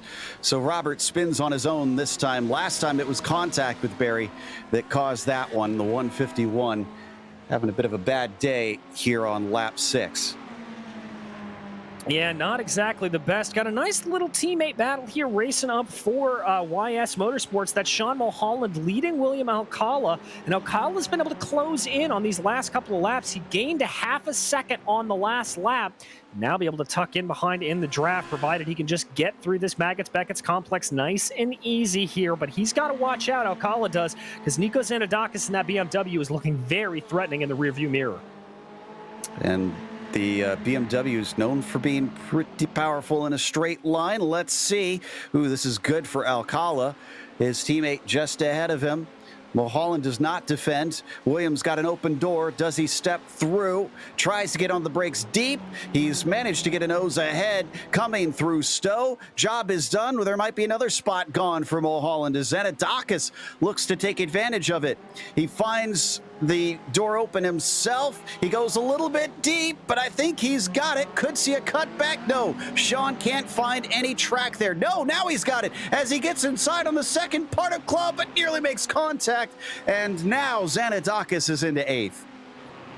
Some great stuff there from Nico Xanadakis, just recognizing when he can be able to get that attack done, following William Alcala through, and I would not be surprised to see if he is able to get pulled along here a little bit by William in the next stages of the race as Christopher Rhines coming down pit lane here.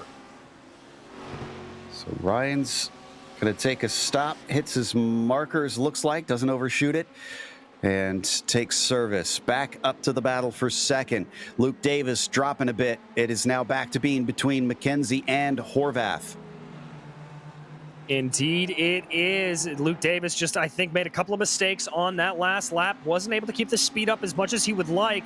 And Horvath now being very threatening on the back of that number 15. Along the old pit straight.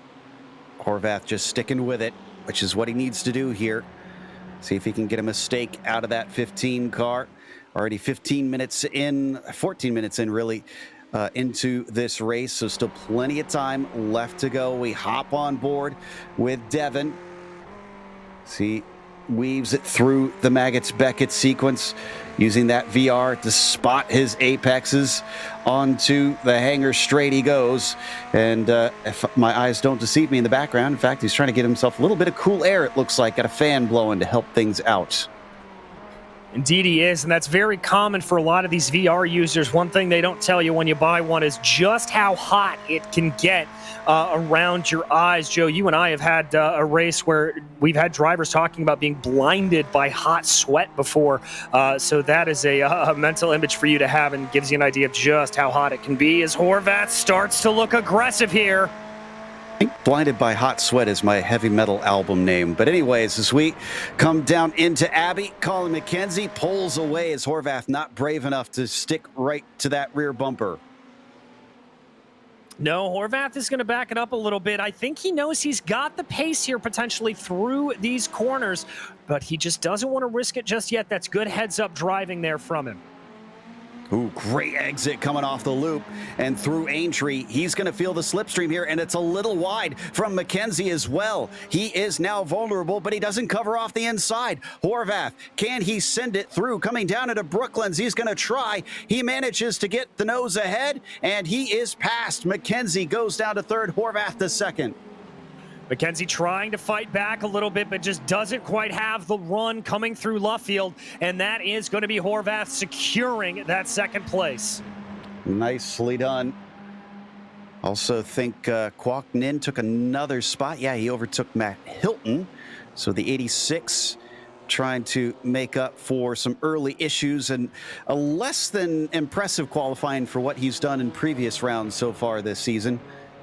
But picking his way forward, seeing if he can maybe get himself a top 10. Indeed, just trying to work his way up forward, and sometimes you just have a circuit that doesn't exactly suit the car or your driving style.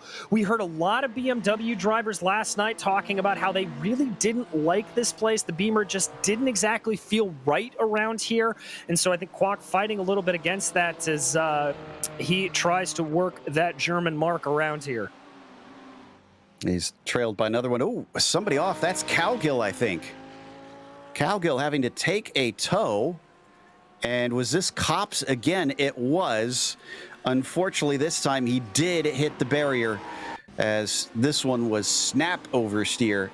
And watch this, overcorrection city. Ooh, yeah, that'll hurt you every time. The rear end started to break away, and he just put too much into the wheel. Car went around on him all the way. This brings us back to second, third, and fourth. Horvath, McKenzie, Davis. So Davis now on the back of his teammates. Oh, we had a problem for Blaze. Oh, the 99 is in a very unusual spot. Did he have help? He did. He got punted by Gowan on the way into the final chicane, and that sent him backwards into the tire barrier there. And you can see the damage to the rear wing of that Audi, not looking particularly healthy here. That's really going to hurt him down the straightaways. So let's watch this here. Vettel Verstappen moment there. Yeah. And eventually the rear comes down to there, and then somebody else pit in. Thankfully, he didn't wind up blocking the pit entry. He could have wound up prone across the way there, and that would have been bad news for whoever was taking their strategy. Not sure. I think that was David Morse, actually, that was coming in at the time. So only he and Christopher Rines have pitted right now. They're well down the field after those stops. And, we're continuing to watch the 22nd placed Jason Burmeister here as we jump a little bit back forward once again to Horvath. McKenzie ahead of Davis. They've actually also pulled themselves away from the next car down, Nick McLaughlin. It's about 2.5 seconds to him, and that's with all their fighting. So that's a good sign for those three. Yeah, it is indeed that they're able to pull away a little bit from that. They're able to just kind of focus on the battle that they have. And this one, I think, is going to be the real rager throughout the course of this event. It just seems like it's simmering a little bit here. Horvath obviously able to get through, but McKenzie doing a great job to stick up to the rear of that number 32 machine. Watching him just hit his marks now as they go through the slow and fiddly infield section. A little bit of a mistake from Davis, it seemed like, in the background as he tried to get on the throttle. And yeah, that car, look at how far back the 72 is now, just from that little bit of wheel spin. Oh, and Joe, we've got a little bit of side-by-side here, back for 8th place as Nico Zanadakis. Oh, big off for Pabalano. The 101 into the barrier hard there. That's day done. The engine's smoking. He can call that one cooked, and unfortunately, that's going to be a DNF. Yeah, and I don't think that was precipitated by contact. I just think that was an issue where he got out onto the grass and sent that thing around. What originally brought this battle up to my mind was Sean Mulholland getting by Nico Zanadakis again, but now this has allowed for Fonseca to come back in. But let's check out this replay here for Pabalano. Yeah, there's the pass already done in front of him. Hit the AstroTurf. Oh. And I want to say we saw one last night with the Pro-Ams where a driver spun off that way and narrowly missed that barrier, but no such luck, unfortunately, for Pabalano. Ooh, well, let's go back to Mulholland and Zanadakis, because here we go again, squeezing him all the way down to the inside. Zanadakis doesn't care. He's going to still carry that speed. He's going to be incredibly shallow into Stowe and still make it work. Nico Zanadakis getting his elbows out, but Mulholland fighting him back. Here they come down into the Vale chicane. Who's it going to be? It's going to favor one, then the other. Zanadakis looks to be ahead, and he is. Just barely. He wants to cut back across, and he's able to. Mulholland cannot answer, but here comes Miguel Fonseca. Recovery drive for him. He should have a little bit better speed. Can the McLaren manage to get by the BMW and the Ferrari? Let's see. Doesn't look too aggressive here to want to send it down into the corner. And indeed, he's going to wait up. Oh, very aggressive there from Sean Mulholland. Nico Zanadakis, contact! And poor Fonseca has to slalom his way past that. Thankfully, somehow finds an opening, gets 2 spots in the process. Mulholland is too damaged. He pulls off to the side, and he's done. Oh, my goodness gracious. That was a line that was never going to work there for either of those drivers. Zanadakis taking that car all the way to the outside. Mulholland trying to dive it down the middle. Just heartbreak ending both of their races pretty much. Great heads up by Fonseca, though. It looked like he was going to get tangled up in that twice, having to avoid each car. Let's give it another look. Loved that we got to see his onboard as well. Yeah, as did I. Zanadakis has been taking that wide line coming down there into the loop multiple times, and it's always seemed a bit strange, Joe. It was leaving the door open, but Mulholland should have known that that door was going to close on him, but Zanadakis definitely gave him a pretty hard pinch there. Yeah, and having to go all the way out to the curb and crank the wheel. The 13 eventually made it past and got himself into 8th position. Unfortunately, he's got 8 more seconds to make up to get to William Alcala up next. So that's going to be a very difficult task. And now we've got Luke Davis pitting in from that front group, battling for 2nd place. All right, so here the strategy starts to play out a little bit as we tick down under halfway to go here in this PRL GT3 AM race. Davis coming down to the pits. He's got to hit his stall just right. I think he did. Yes, he did. He'll be good to go as he starts to fill that Ferrari up with fuel. Right now, the highest bidder is Christopher Rhines, but he's sitting in 18th. Luke should easily have this one once he returns. Jonathan Wager, in the meantime, hitting the brakes for Brooklyn. That Audi has had a bit of a lonely one, but I think he prefers it that way. Yeah, indeed, especially a place like Silverstone where there are so many areas to be overtaken and to make a mistake. I think Wager out front here, just being able to ostensibly hot lap is definitely suiting his skills as he just pulls away from the rest of this field. Just watch Davis come out of the pits, and he was having a little trouble getting the car woed up. Now, he didn't take tires, obviously, but he's refilled the fuel, so that maybe changed the handling a little bit, and he's trying to get the hang of things once again down into Brooklands and Luffield. He does have traffic in front of him. That is Gerson and Hilton, along with Zanadakis, all battling for position. He's going to hope that they're pitting soon. Well, we saw last night about the longest these cars could go was around 12 minutes to go on fuel. So he's going to be hoping of one of two things, that he is able to catch up to them by the time they pit in, or that they're going to take an early pit stop here. So we'll have to see, as you really don't want to get caught up. Yes, there's a lot of good benefit you can get from the slipstream, but especially going through places like Luffield, going through Maggots and Beckett's, you can get really slowed down with some slower class cars, some slower traffic. Onto the hangar straight. Not going to catch them this time by, so if they pit this lap, it'll work out perfect. But look at this. I got a great run from Gsrc. Hilton to the inside. He breaks early. Well, call him the butler, because you just got served by Gsrc. Indeed, he did. Now we're going to have to wait and see if any of them opt to come down pit lane. There we go. So there's one, but Hilton and Zanadakis stay out. So he's still got 2 cars in front of him, and he's probably going to have slightly better pace than them. So he is probably going to get held up slightly here along this lap as he catches up to them. Meanwhile, up ahead and coming out of Aintree, this is Ethan Tavitas with William Alcala. This is a battle for 5th place.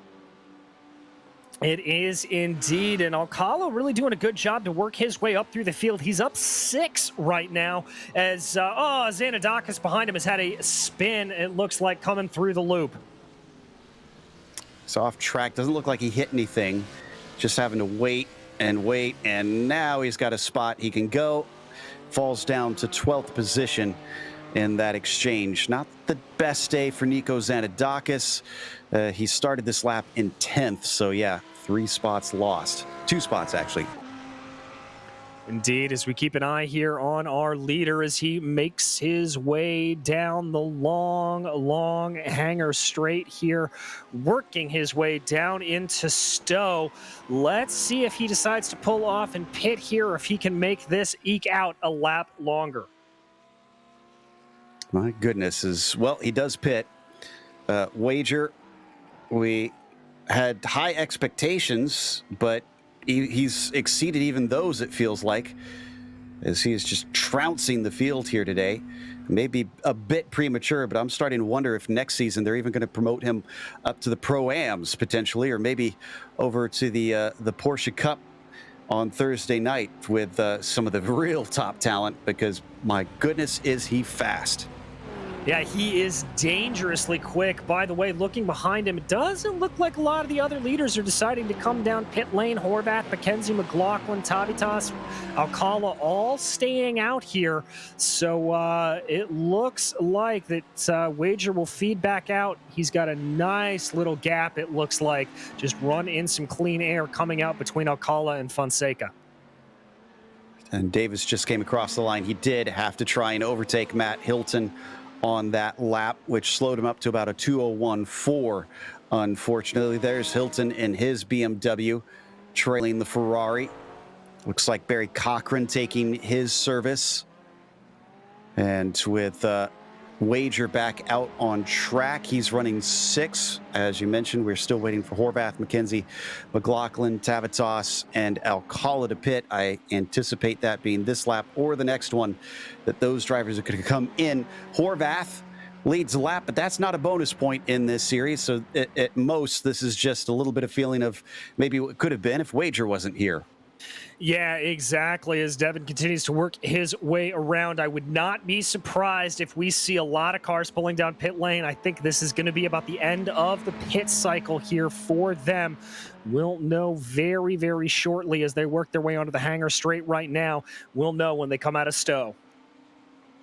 Yeah, waiting for about half the drivers to pit in. We've lost Mulholland, Pabalano, Calgill, and Hedgecock so far of our 27 starters. So very similar attrition to what we saw over in Zolder. No stop this time for Horvath. He continues on. McKenzie does not. He's going to pit in. McLaughlin joins as well. Looks like Ethan Tavitas and William Alcala, who are also battling for position, will pit now. So the only driver that's able to keep going amongst the top runners is Horvath on to lap 15. Fonseca pits in, Kwok Nin. Yeah, that's just about everybody who is pitting now. Indeed. So Devin Horvath has a special thing on his right foot to allow him to save a little bit of fuel. It looks like is pretty much the entirety of the field all coming down pit lane. Now, remember, we're going to want to see where Luke Davis comes out in regards to everybody else here, as that was a battle that was shaping up on track. We watch them coming out onto the surface, the teammates back to back. And it looks like Colin McKenzie will come out ahead of Luke Davis. Luke held up just that little bit potentially by the traffic of Hilton, and that may have cost him a chance at returning in second place. But of course, we haven't seen where Horvath will return. There he is right there. See, chucks it into Kopp's corner. Tries to keep it within the boundaries. Now, in the Pro-Ams last night, we saw a number of drivers come in with drive-through penalties because of too many off tracks. We still have 10 minutes left to go, but have we seen any so far in this race? Not that I've seen, Joe. So it looks like the AM drivers here are just taking a little bit of note of those problems, being a little bit nicer with the track limits, maybe being a little bit more cautious. Yeah, it could be. Sometimes I wonder if these drivers do watch the previous nights with the Pro-Ams and take notes as to what to avoid and what to watch out for. And now he finally pits in. Just about 10 minutes left. Saved that little bit more fuel. That might give him a slightly quicker stop. But we definitely do not anticipate that he's going to be able to challenge Wager. In fact, Wager's already coming up into the final chicane himself. So he's going to be easily past Horvath, who still is yet to get to his pit stall. Yeah, the real battle here is going to be with Luke Davis and Colin McKenzie, who are just now working their way through the Vale chicane. So we'll have to see here. Luke Davis waiting to see what's going to happen here with Devin Horvath. Davis with a slightly slower stop. Horvath, a very quick one, 10 seconds. Davis coming along, but he's nowhere to be seen. Horvath just has good laps, a good pit stop, and that is going to give him roughly 4 seconds over Luke Davis. Indeed it is. So a great job there for some fuel economy for Devin Horvath, able to get him some battle. He has got a massive advantage in terms of what we've seen over the course of this race. For Luke Davis, though, this will be his third podium of the season if he finishes here. So obviously not the result he maybe wanted, but still decent points continuing to be racked in. 3 out of 4 is not bad, even if you can't keep up with guys like Wager. And now it looks like Horvath also just able to outrun and out-strategize many in this field here today. 8 minutes left to go on the clock for round 4 here at Silverstone. And unfortunately, those pit stops have robbed us of some battles, as most drivers have now spread apart. Yeah, they really have. I've been trying to find a couple of battles through the field, but just nothing really materializing. This is the closest battle we have on track. This is for 18th, David Morse and Sylvain Bergeron. Yep. Morse started this one 22nd, but Bergeron, remember, failed to get a lap in qualifying, has gone up from 28th to 19th. Another one of our onboards today as well, the 250. So we hop on with him. And is it just me, or is the shirt hanging on the back of his seat there match his car? I believe it does. So a little bit of cross promotion there. Kudos to Sylvain for that one. I like it. I love when drivers do stuff like that. As he comes down and along the old main straight where they used to start the races here. And it looks like I spoke too soon about those penalties, as Josh Gowan just got himself a black flag from 16th. He's going to have to give that one up. He might fall as far down as 20th. Burmeister, the last one on the lead lap right now. Through Maggots and Beckett's. Red and white is Bergeron. The orange, black and white is David Morse. Not close enough along the hangar straight for Bergeron. He's going to have to get a little bit tighter to the rear bumper of the 21 than that if he wants to go at him. And that Porsche tends to be pretty quick in a straight line. Some good power produced by the rear engine machine there, and you can see him closing up a lot during braking. That was a mistake from Morse up ahead. Is that going to open up the door for Sylvain Bergeron? He's going to back off a little bit, not wanting to make too aggressive of a move, but he is definitely in attack mode. And, well, amazingly, Morse did not get a slowdown penalty from that. I would have thought that he would have gotten one from going too wide there, and he's still having to go a little slow compared to Bergeron down the front stretch. He thought about it into Abbey, but then thought better of it. Looking for a chance maybe into the loop or into Village. Tries not to run into the back of the 21 and just can't quite get the overlap in front of them. That's Gowan, who just served his black flag. He's now a part of this fun. He is indeed. So this is now a three-way battle back for 17th position. Gowan starting to pull ahead a little bit. He's got about a second of advantage over David Morse. But there you see Bergeron poking his nose to the inside, just trying to fill up those rear view mirrors. It was way too far away, though. I think he was just trying to get in the head of David Morse. Didn't work. He stuck to his racing line, hit his marks, and he's got just a couple more laps to try and get by. And in fact, where is our leader right now? Our leader just started another lap, so we've got 3 to go. Indeed, 3 laps to go here for Jonathan Wager, who's been able to keep that gap over 10 seconds. It's currently holding at 11 seconds right now. A very commanding drive for Jonathan Wager. Coming along the Wellington Straight. Nobody around him. Just has to focus on his own race from here on out to get himself win number 3 out of 4. Not only that, but 3 in a row. First round, in fact, he was looking at a podium before a little bit of a mistake sent him off. And Knockhill unfortunately bit him. But he has since made up for that and then some. Keeping half an eye on Bergeron and Morse here. Oh, Bergeron actually got by Morse when we weren't looking. Where was this? This was into Stowe Corner. This just happened.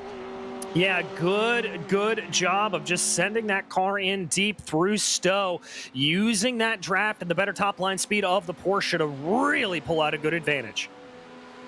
Now that he's through, he's already making some distance, so he was definitely being held up. So the Porsche up to 18th now. Looking through the fields. In the battle for third, I mentioned that Luke Davis could have a podium. Well, he's going to have to fight for it. His teammate, McKenzie, is getting ever closer. It's down to 0.6 of a second now. And I don't know what kind of team tactics they tend to play in this group. If they want to try and hold station, or if McKenzie wants to get that podium stat to his name. Well, we'll have to see here as they're going to cross over the line with, I believe, 2 to go here for them, 2 or 3 to go. So a little bit of time to play it out. It looks like that there were a couple of mistakes there from Luke Davis that have allowed for McKenzie to close back in. Let's see what this latest lap time is. Yeah, that was a bad lap there for Luke Davis, losing 0.6 of a second out to Colin McKenzie. It is indeed 2 laps to go for the pair of them. So it's getting to be now or never time.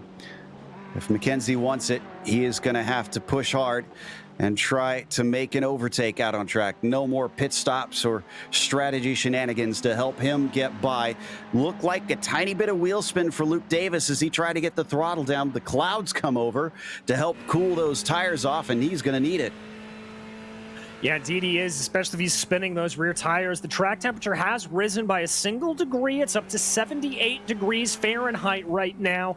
But Davis, not exactly the optimal entry into Lovefield there and running very wide on the exit. Gotta watch out for that. We're not sure where these guys are on incident points either. We've had at least one driver be sent down the pit lane with a drive-through, but haven't seen any since that through cops. Both of them keeping it within the boundaries, though. Keeping it within the boundaries, keeping it safe. A little bit of time taken out there by McKenzie in those last 2 sectors to the tune of about a second and a tenth and a half as they continue to work their way in through here. Now it's onto the hangar straight. And to tell you the gap that Wager has, he is just coming through the final corner now to take the white flag. That is how far ahead he is of third place. There he goes, the 47 with a single circuit left around to make it 3 in a row. Horvath is a full 13 seconds behind. Indeed, he is. So a lot of time there. It looks like, though, the battle we continue to follow looks like Mackenzie started to close in a little bit, but he lost some time in that last sector. The gap is now back up to about 9/10 of a second. Oh, yeah, he lost a lot there. And that's not what he wanted. This is when he needs to be all over the rear bumper of his teammate if he wants that spot. So unless he gets a mistake out of Luke, I'm not sure if he can regain enough to try and attack from here on out. Down through the loop, no such luck for him yet. Though he did gain about a 10th, coming off the corner down to 0.8 of a second now. Now that draft is going to help him up a little bit. And there through sector 2, he was able to gain 0.2 of a second. He's just got to keep it nice and clean. Now going through Brooklands and Lovefield, he can gain a lot of time here if he absolutely nails the apex of this corner.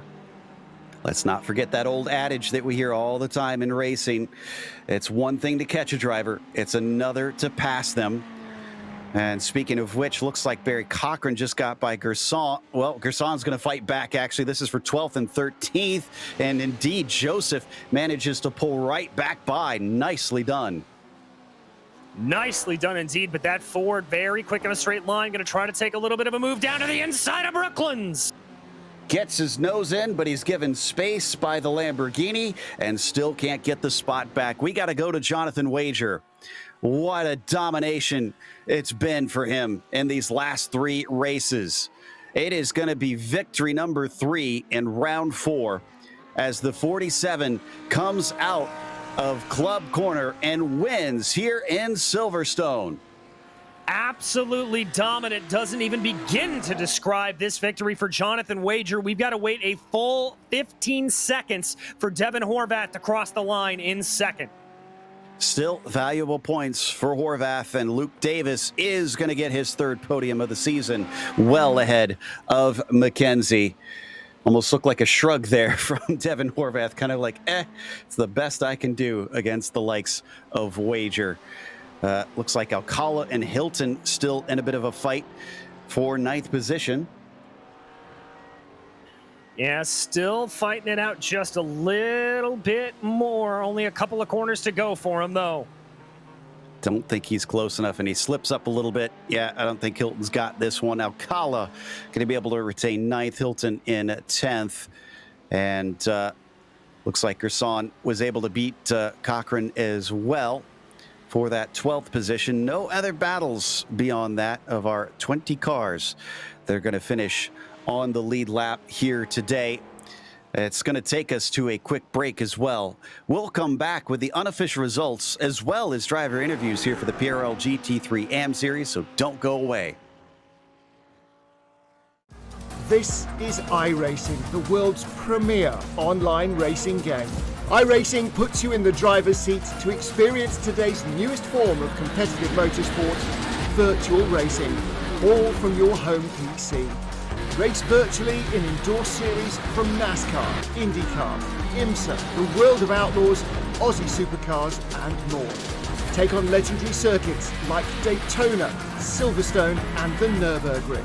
Join iRacing's global online racing community and get on track today at iRacing.com.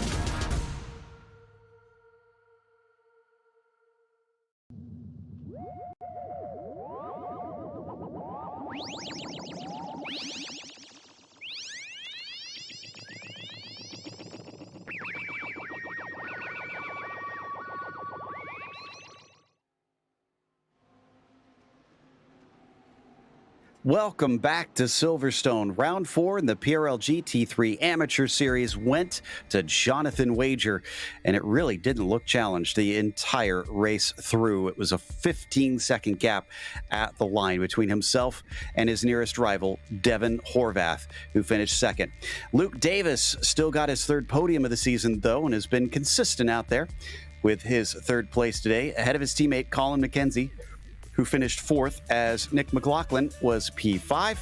Ethan Tavitas, didn't get to talk about him much, but he gained 3 spots for a quiet 6, and Miguel Fonseca, unfortunately, going backwards a little bit. Most of that happening in the very first corner into Abbey when he made contact, and he settled for 7th. Kwok Nin was 8th, as William Alcala finishes 9th, and Matt Hilton goes from 17th to 10th. Coming home in 11th, it was Christopher Rhines, followed by one of your biggest movers on the day. Up 15 spots was Joseph Gerson. Then Barry Cochran was 13th, followed by Nico Zanadakis with Drew DeWeese 15th and Robert Go in 16th. Sylvian Bergeron was in 17th, followed by David Morse and Josh Gowan, with Jason Burmeister rounding out your top 20. Neil Alexander was the first one to lap down in 21st, followed by Michael Blaze in 22nd. You've got Jordan Walker, P23, and then from there, it's your DNFs, Mulholland, Pavolano, Calgill, Hedgecox, and Plord. So, looks like we've got our second place finisher ready to talk to us, Devin Horvath, who certainly had a lot of pressure and some intensity throughout that race. Devin, you, Luke, and Colin looked like you had a hard time separating yourselves until the pit stops. Devin, do you have a copy? Not sure that we've got Devin with us, so we'll come back to him in a minute. In the meantime, DJ is caught up with Luke Davis, who managed to beat out his teammate for podium number 3. Indeed, Luke, a very tight battle there with a bunch of Ferraris up at the front, and you were able to walk away with the final podium spot. That felt good. I got to really give thanks to my teammate Colin there, though. I think he might have known I had a little bit more pace than him, and just kind of let me by. So really, it should have been a tie between me and him there on for P3. Well, how much of that battle were you really thinking about when you were going into pit strategy? You all sort of seemed to take differing ideas in terms of when to come on in. Yeah, so actually, Colin and I didn't talk about that before the race, but it just so happened that I was starting to lose a little bit of the draft on Colin. So I figured, you know what, let's just try to undercut. Maybe we can set something up when they go pit. And it didn't exactly quite work out in terms of the undercut, but it worked out in general.